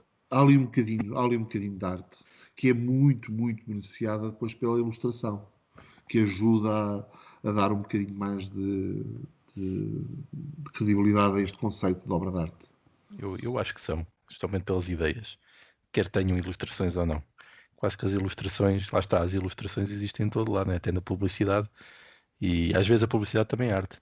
Portanto, Sim, e tu tens muitos portanto, cursos dedicados a isso exatamente. e muitos estudos ligados a isso, à evolução do branding, do marketing, do merchandising, Eu faço sempre da esta pergunta publicidade. aqui a todos os designers e todos têm assim um bocado de receio de chamar arte aquilo que fazem, mas eu chamo. Vocês fazem mesmo arte. Não tenham dúvidas. Pois não queremos ser pedantes, não queremos parecer pedantes. Não, eu sou um artista. Não me considero tal, mas consigo perceber que um jogo de tabuleiro possa ser entendido como lá está, naquele mundo pequenino que ele toca, como uma peça de arte, sim. Por falar em coisas artísticas, o que é que tu achas quando os jogadores tomam as mãos do artista e mudam as regras do jogo e fazem house rules dos jogos? Especialmente dos teus. Dos meus, das duas, uma. Agora tenho que ter muito cuidado com o que dizer, não é? Antes de falar dos meus, no, São no, no geniais, não é? contexto, no contexto geral, os jogadores fazem isso, se calhar, por um de dois motivos. Ou porque a regra não funciona e eles gostam muito do jogo e então adaptam a regra que não funciona para poderem jogar o jogo que gostam. Ah, ou então estão a fazê-la de forma involuntária, não é? Estão a jogar mal o jogo. Mas o que tu estás a perguntar é quando é propositado, não é? Intencionalmente mudar a regra, Sim, fazer a sim. house rule. Era mesmo. Há jogos que precisam de house rules. Há jogos que precisam de house rules. Porque pode haver ali um outro elemento que não esteja a funcionar. Por exemplo, o Monopólio tem uma house rule, cá em casa pelo menos, que é não se É joga. levar o eco ao ponto. Não se joga. A house rule é não se joga. Não se joga o Monopólio. Parece-me bem. Não, estou a brincar. E isto depende muito dos grupos, depende muito. Eu não levo a mal. Eu não levo a mal. Eu não levo a mal porque se a house rule implica que os jogadores joguem o meu jogo, eu não me importo. Eu quero que o jogo seja jogado e que gostem do jogo. E se eles gostam, eles só fariam house para jogar o jogo porque gostam do jogo. Porque se não gostarem do jogo, não há house que que salve o jogo. Às vezes pode haver ali um ou outro elemento que eles não gostam, mas gostam tanto do jogo, ou gostam do jogo o suficiente para que, com esta alteração que a gente vai fazer, fazemos nós cá em casa, é assim que se faz, a gente joga o jogo. Epá, eu não me importo. E às vezes é mentalidade de grupo. O mesmo jogo jogado no teu grupo de amigos, quase sistematicamente vão jogar da mesma maneira. Altera uma outra estratégia, mas vai ser jogado de uma maneira. Eu pego no mesmo jogo e vou jogar com outro grupo completamente diferente e de repente vejo gente a fazer jogadas que eu nunca tinha imaginado. Eu tenho agora visto muito isso com os testes últimos do Dom Pierre. Nós temos neste momento 3 grupos de testing a correr: um nos Estados Unidos, um em Inglaterra e um em Portugal. E estamos a ver todos os dias, recebemos reportes desses testes e vemos coisas engraçadíssimas. Os 3 grupos são tão diferentes a jogar o mesmo jogo, sabes? Porque é um bocado a mentalidade do grupo, tem a ver com o nível dos jogadores, tem a ver com o estilo, com o conhecimento que têm de jogos, se são mais ou menos competitivos. E num ou noutro momento pode ser válido que haja essa house rule. Isso não me choca. Choca-me mais é quando a regra, quando há, eu não vou mencionar aqui casos, mas houve uma situação que me irritou profundamente e eu não respondi porque sou autor e acho que não me devo pôr a jeito pôr-me a jeito para levar umas castanholas. Mas ouvi uma crítica a um jogo que eu não gostei e que não era fundamentada. Não, era não estava bem fundamentada e a crítica que era dada ao jogo e a um elemento do jogo não. Lá está, porque jogaram o jogo uma vez só e lá está, o jogo é assassinado porque não se permite que o jogo tenha tempo de crescer e de se mostrar, porque há jogos que precisam de facto de mais do que uma partida ou 2 partidas para se mostrar. E isso a mim choca mais, choca-me que haja alguma falta de consideração. Quem joga, do ponto de vista do jogador, e não estou a dizer que isto não quero generalizar, mas há alguns jogadores e há alguns influencers e atenção, isto não era nada em Portugal, era estrangeiro, era fora do país, era um canal de YouTube estrangeiro, tomam considerações e fazem afirmações e descredibilizam o trabalho que está feito sem ter noção do trabalho que foi investido e de toda uma indústria que está por trás e todo um grupo de pessoas que está por trás daquele trabalho. Sabes? Num ou noutro caso até pode ser justa, uma outra crítica, mas há muitas situações em que não são. Não são. E às vezes o jogo é só para ser aquilo. Às vezes os jogos são penalizados porque as pessoas queriam que aquele jogo fosse outra coisa. Mas aquele jogo não foi desenhado para ser outra coisa. Foi desenhado para ser aquilo. E está a ser penalizado por uma coisa que não era o objetivo, não era esse o objetivo. Para este jogo não é complexo o suficiente, devia ter assim. Pois, meu caro, mas ele não foi desenhado precisamente para ser isso. Este jogo não é um monopólio, como é que pode ser? Percebes?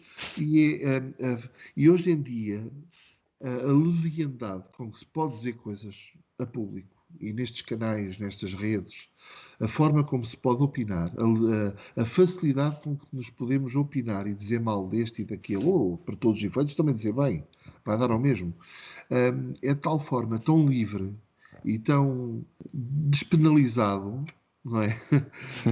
Que de facto põe em causa às vezes um jogo não se faz num dia, em 2 dias, em 3 dias. Um jogo demora 1 ano, 2 anos. O Inzid demorou 4 ou 5 anos a ser feito, por exemplo. Sabes? E não é perfeito, não é perfeito. Mas era aquilo que nós queríamos que fosse. Depois houve coisas que podiam ter sido feitas melhor, sobretudo ao nível do livro de regras. Temos toda a consciência disso. Mas o jogo em si era o que nós queríamos. O jogo era o que nós queríamos. E eu tenho muito orgulho naquele jogo. Tenho muito orgulho naquele jogo. Para o primeiro jogo, tenho muito orgulho naquele jogo. Olha, eu E acho lembro-me que de devia um, haver um bocadinho mais de respeito pelos autores. lembro-me de um caso que me chocou, que foi uma review do Tom Vessel, ao Nippon, em que eles estavam a criticar o jogo por uma interpretação errada que eles fizeram do jogo. Ou seja, eles estavam a jogar mal o jogo e estavam a criticar isso, e aquilo que eles estavam a criticar no jogo bem jogado não acontecia. E Pois, aquilo chocou-me, ainda por cima vindo de onde vinha, não é? Porque eu sim. imagino que aquilo, muitas pessoas vão ver aquilo e olham para o jogo, que eu acho que é um jogo muito bom, e vão descartá-lo por aquilo, sendo que está a O ser jogo é mal avaliado. excelente, o jogo é excelente, não é à toa que está Pois, no ranking que tem, não é? Quem me dera a mim ter um jogo naquele patamar. essa foi uma coisa Eh, que me chocou e que eu me lembro, e acho que nunca me vou esquecer de como se pode destruir um jogo ao não compreender o jogo. Mas também é normal que as pessoas cometam erros, especialmente nos jogos quando são mais complexos. É normal uma pessoa se engane. Mas sim, pronto, eu, é como eu dizes, é lembro preciso ter noção eu, disso. eu tenho todo o respeito pelo Tom Vasel e não tenho nada contra ele, apesar de não o estilo de jogo que ele gosta não será o meu estilo de jogo e eu respeito isso. Mas às vezes ele é demasiado contundente e demasiado. Agora já não faz tanto isso, mas eu lembro dele a tirar o Vasco da Gama pela janela.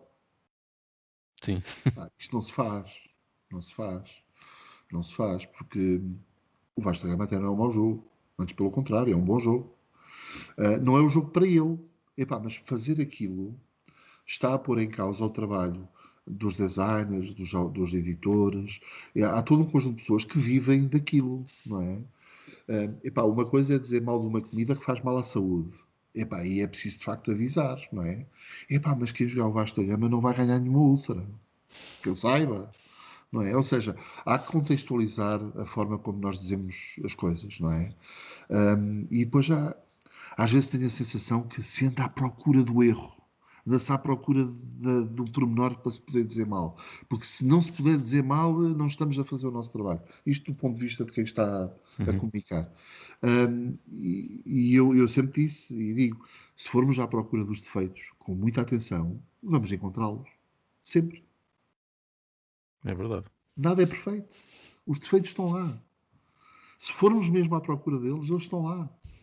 Agora, será que o nível de defeitos ou aquilo que o jogo que pode penalizar o jogo anula aquilo que o jogo tem de bom? Não sei.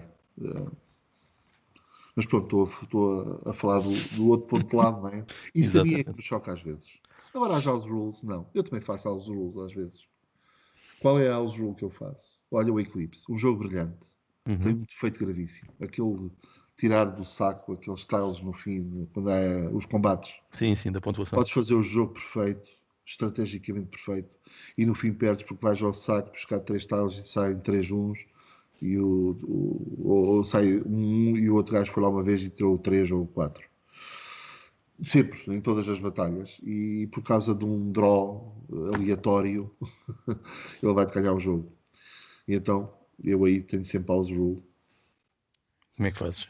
Os estados são atribuídos de acordo com a vitória, ou seja, é fixed point, são pontos Ah, fixos. ok. Ok. É mais justo. Por acaso ainda não experimentei a nova versão, tenho ali e acho que queres fazer algumas alterações e estou curioso para ver se alteraram isso ou não também. Falámos aqui então também do hobby e uma coisa que eu te queria perguntar era como é que tu vês o futuro do hobby e do mercado? Eu espero que continue a crescer e que se façam muitos jogos e que haja jogos bons e que a pandemia passe e que possamos voltar a sentar à mesa para jogar mais jogos. Mas há bocado falávamos um bocado daquela questão do crescimento rápido do hobby e da massificação e dos os jogos não terem o tempo de vida que merecem ter. Isso preocupa-me de facto que os jogos não tenham. Eu acho que são dores de crescimento, não é?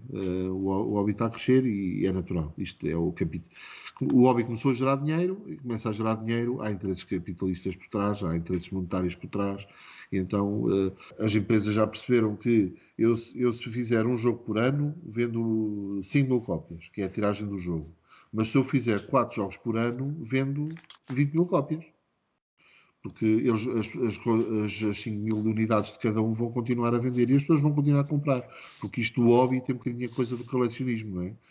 Sim, Queremos sim. sempre jogar a novidade, do New Kid on the Block. O que é que há aí de novo? O que é que há aí de novo? O que é que há aí de novo? E não passamos disto. O que é Ou que há aí de novo? O que é acumular. que há aí de novo? Pronto. E são dores de crescimento, é normal. Há dinheiro, dá dinheiro, fazem-se mais jogos, jogos jogam-se menos, mas há mais jogos para jogar. Por um lado é bom, vemos coisas novas. Por o lado mau é que os jogos não têm o tempo de vida de um peixinho de aquário. Dão 2 voltas ao aquário e ficam de barriga para o ar. Achas que isto vai reduzir ou não?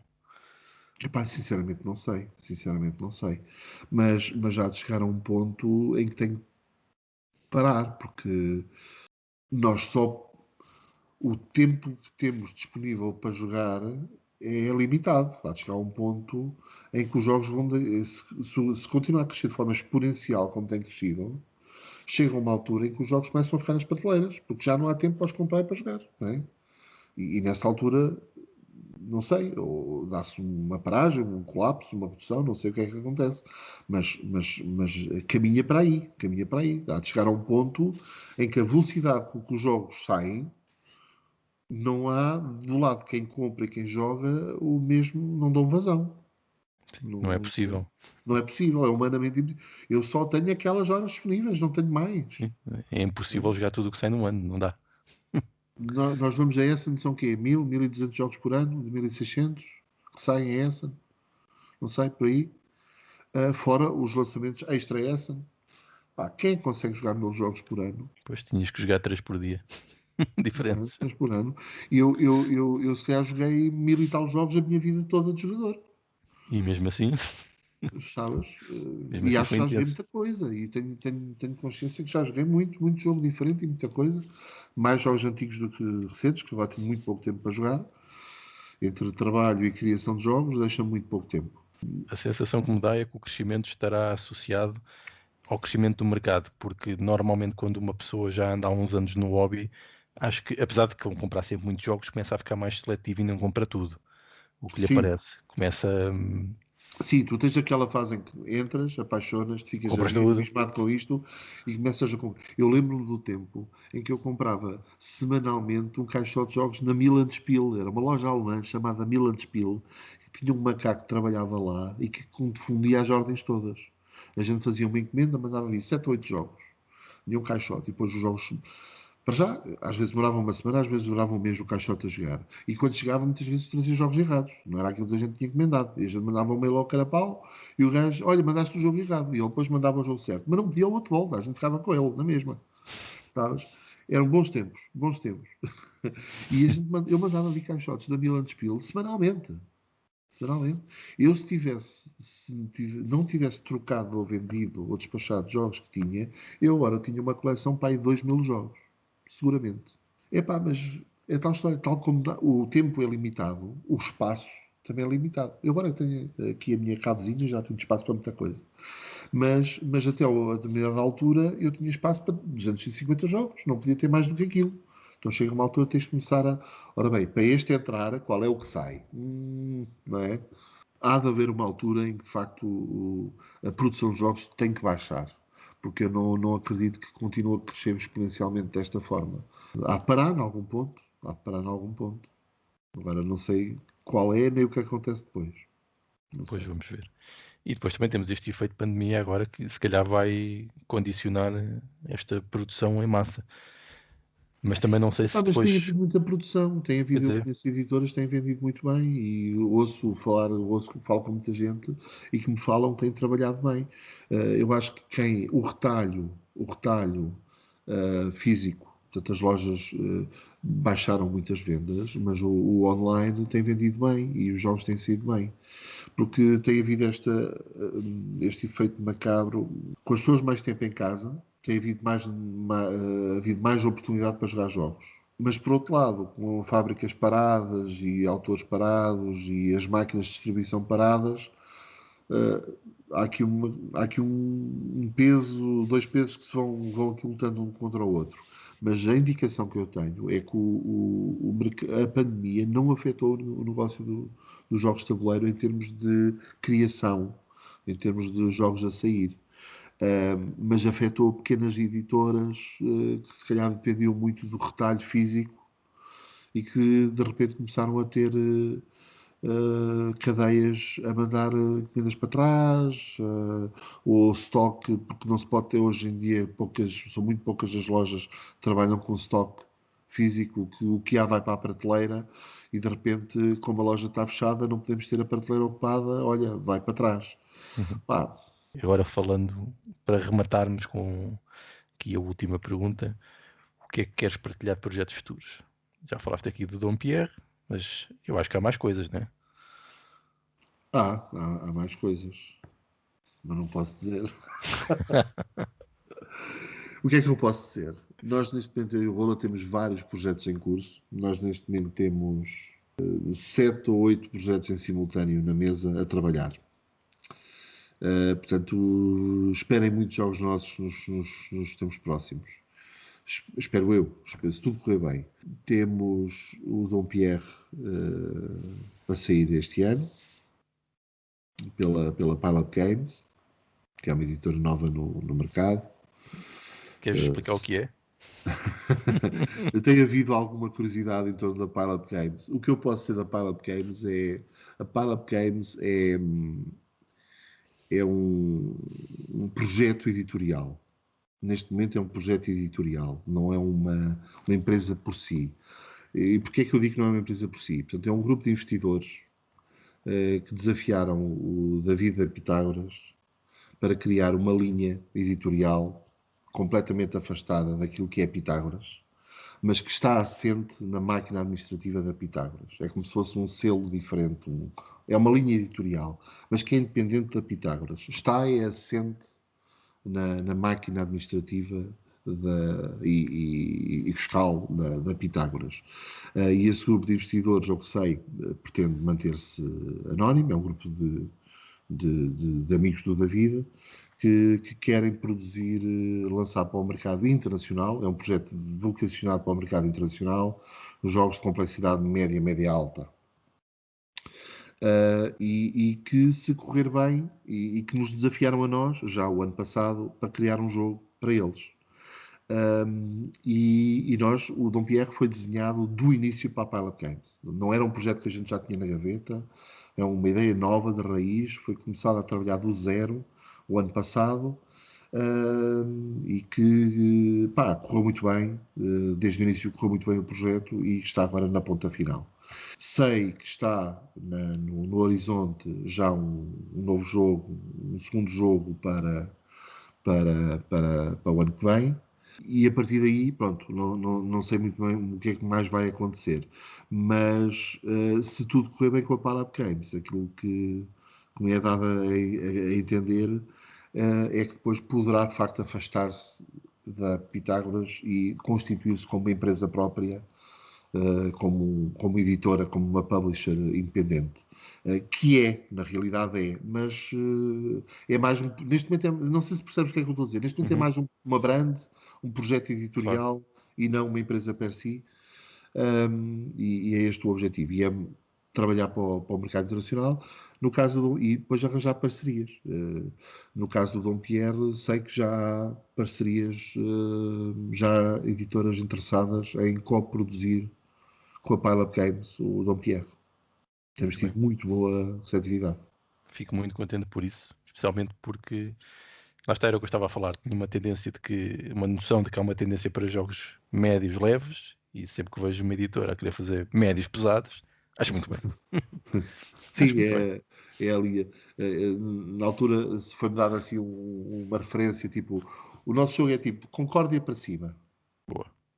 Era a bitola. Concórdia para cima. Era a bitola. E então está bem. Nós aceitámos o desafio e fizemos o Dom Pierre. Mais projetos. Temos mais projetos. Temos mais alguns projetos com o David, com a Pitágoras. Uhum. Temos neste momento mais uma, duas, três editoras estrangeiras com protótipos nossos à espera de decisão para avançar, que a curto prazo, médio prazo, teremos, espero eu, semáforo verde para avançar. Mas sim, estamos muito ocupados. Quem me dera a mim ter mais tempo. Quem me dera a mim ter mais tempo. Então, e o designer a nível o tempo inteiro está aí a bater da porta ou ainda não? Não, é muito longe disso. Não, os designers não ganham dinheiro. Quem ganha dinheiro são os distribuidores e esses é que ganham dinheiro. Os artistas ganham mais dinheiro que os designers. Se contabilizares o tempo despendido e o que se Uhum. ganha, são mais bem pagos os artistas gráficos que são os game designers. Epá, eu tenho um objetivo pessoal, que é, se tudo correr bem, em 2025, tenho o meu objetivo pessoal, em 2025, poder dedicar-me exclusivamente a jogos. Não sei se vai ser possível, mas Trabalhar para isso. estou a trabalhar para isso. Muito bem. Também são excelentes notícias. Quando designers que nós sabemos que têm qualidade e que ainda por cima são portugueses e que isso já é uma possibilidade, acho que é fantástico. Acho que é fantástico. Se as Pronto. coisas correrem bem, se os astros se alinharem, Uhum. se tivermos sorte, se os jogos correrem bem, é possível. Não é impossível. Mas é preciso ter noção que estão 10 anos para trás de muito trabalho, de um caminho de pedras, muitas horas perdidas, muita hora roubada à família e ao trabalho primário, àquele que paga as contas. Muito sacrifício, muito sacrifício. Não é fácil, de facto. Eu sou um gajo que dorme 3, 4 horas por dia, todos os dias. Sim, não vamos falar de questões de sono contigo, porque dava muitas histórias engraçadas também. Vamos deixar isso para quem experimente jogar contigo um dia destes e as pessoas vão perceber. Ui, ando sempre cansado, o cansaço é tanto. O pessoal fica na expectativa depois para É. perceber de que é que estamos a falar. Um, e pronto, olha, eu quero-te agradecer por teres disponibilizado esse pouco tempo que tu tens para estar aqui a falar comigo. Podias estar a fazer Ah, mais uma pérola neste momento, mais um jogo fantástico, e para estás aqui a falar comigo. agora, a esta hora, estaria a fazer um relatório para uma Aliança ou para uma Zurique. Com certeza. Olha, foi um prazer imenso. Sabes que eu sou um grande fã do teu canal e do teu trabalho. E é sempre um privilégio e um prazer poder partilhar um bocadinho contigo. O prazer é meu, Sr. Torce. O prazer é meu. Trocar gargalhadetes. Sim, Qual sim. é o meu gargalhadete? E pronto, olha, tenho pena de não podermos jogar. Isto é um. Estávamos a falar até no início. As saudades de São poder muitas. jogar, né? São muitas. Que coisa terrível, A tantas última vez que eu coisas. joguei contigo foi o Lowlands. E pá, pois é verdade. Que é um jogo giro, gosto bastante Que do é um jogo Lowlands. giro, até gostei. É Foi a giro. última vez que eu joguei contigo foi o Lowlands. Ficamos. Acho que nunca mais jogámos nada. Não, jogámos, mas não podemos dizer o que é. Ah, aquele jogo. Pois foi. Não se pode dizer. Mas sim, o Lowlands, por acaso, eu gosto muito. Porque, olha, lá está, um jogo que foi buscar coisas que já vimos em tantos jogos, não é? E meteu ali aquele toquezinho da semi-colaboração que deixa aquilo muito engraçado. Sim, está muito bem esgalhado o jogo. Está bem pensado, tem mecânicas giras. E é. Eu também gostei muito do Olha, jogo. e lá está um jogo que não se fala muito nele, mas eu acho que é muito Não. bom. Que é pena, é pena. Mas pronto, tantos assim vão escapando ao radar. E pronto, olha, obrigado. Vamos lá dormir, como Obrigado, eu. precisamos. E porque o pessoal também que está aqui a ver isto já adormeceu, portanto também vamos todos Sim, dormir. dar aqui a ouvir dois barbudos a falar, não puxa a carroça, não é? Não. A não ser que seja algum fetiche, né? Mas isso deve ser para aí Opa, 0,1% da população. sim. Mais, mais facilmente levas a vacina do Covid. Sim, sim. Que a probabilidade de levar agora também é pequena, não é? Só por questão de probabilidades. Pois vamos ver o que é que isto dá. Então vá. Olha, obrigado e até um dia destes. Tá, tchau, tchau.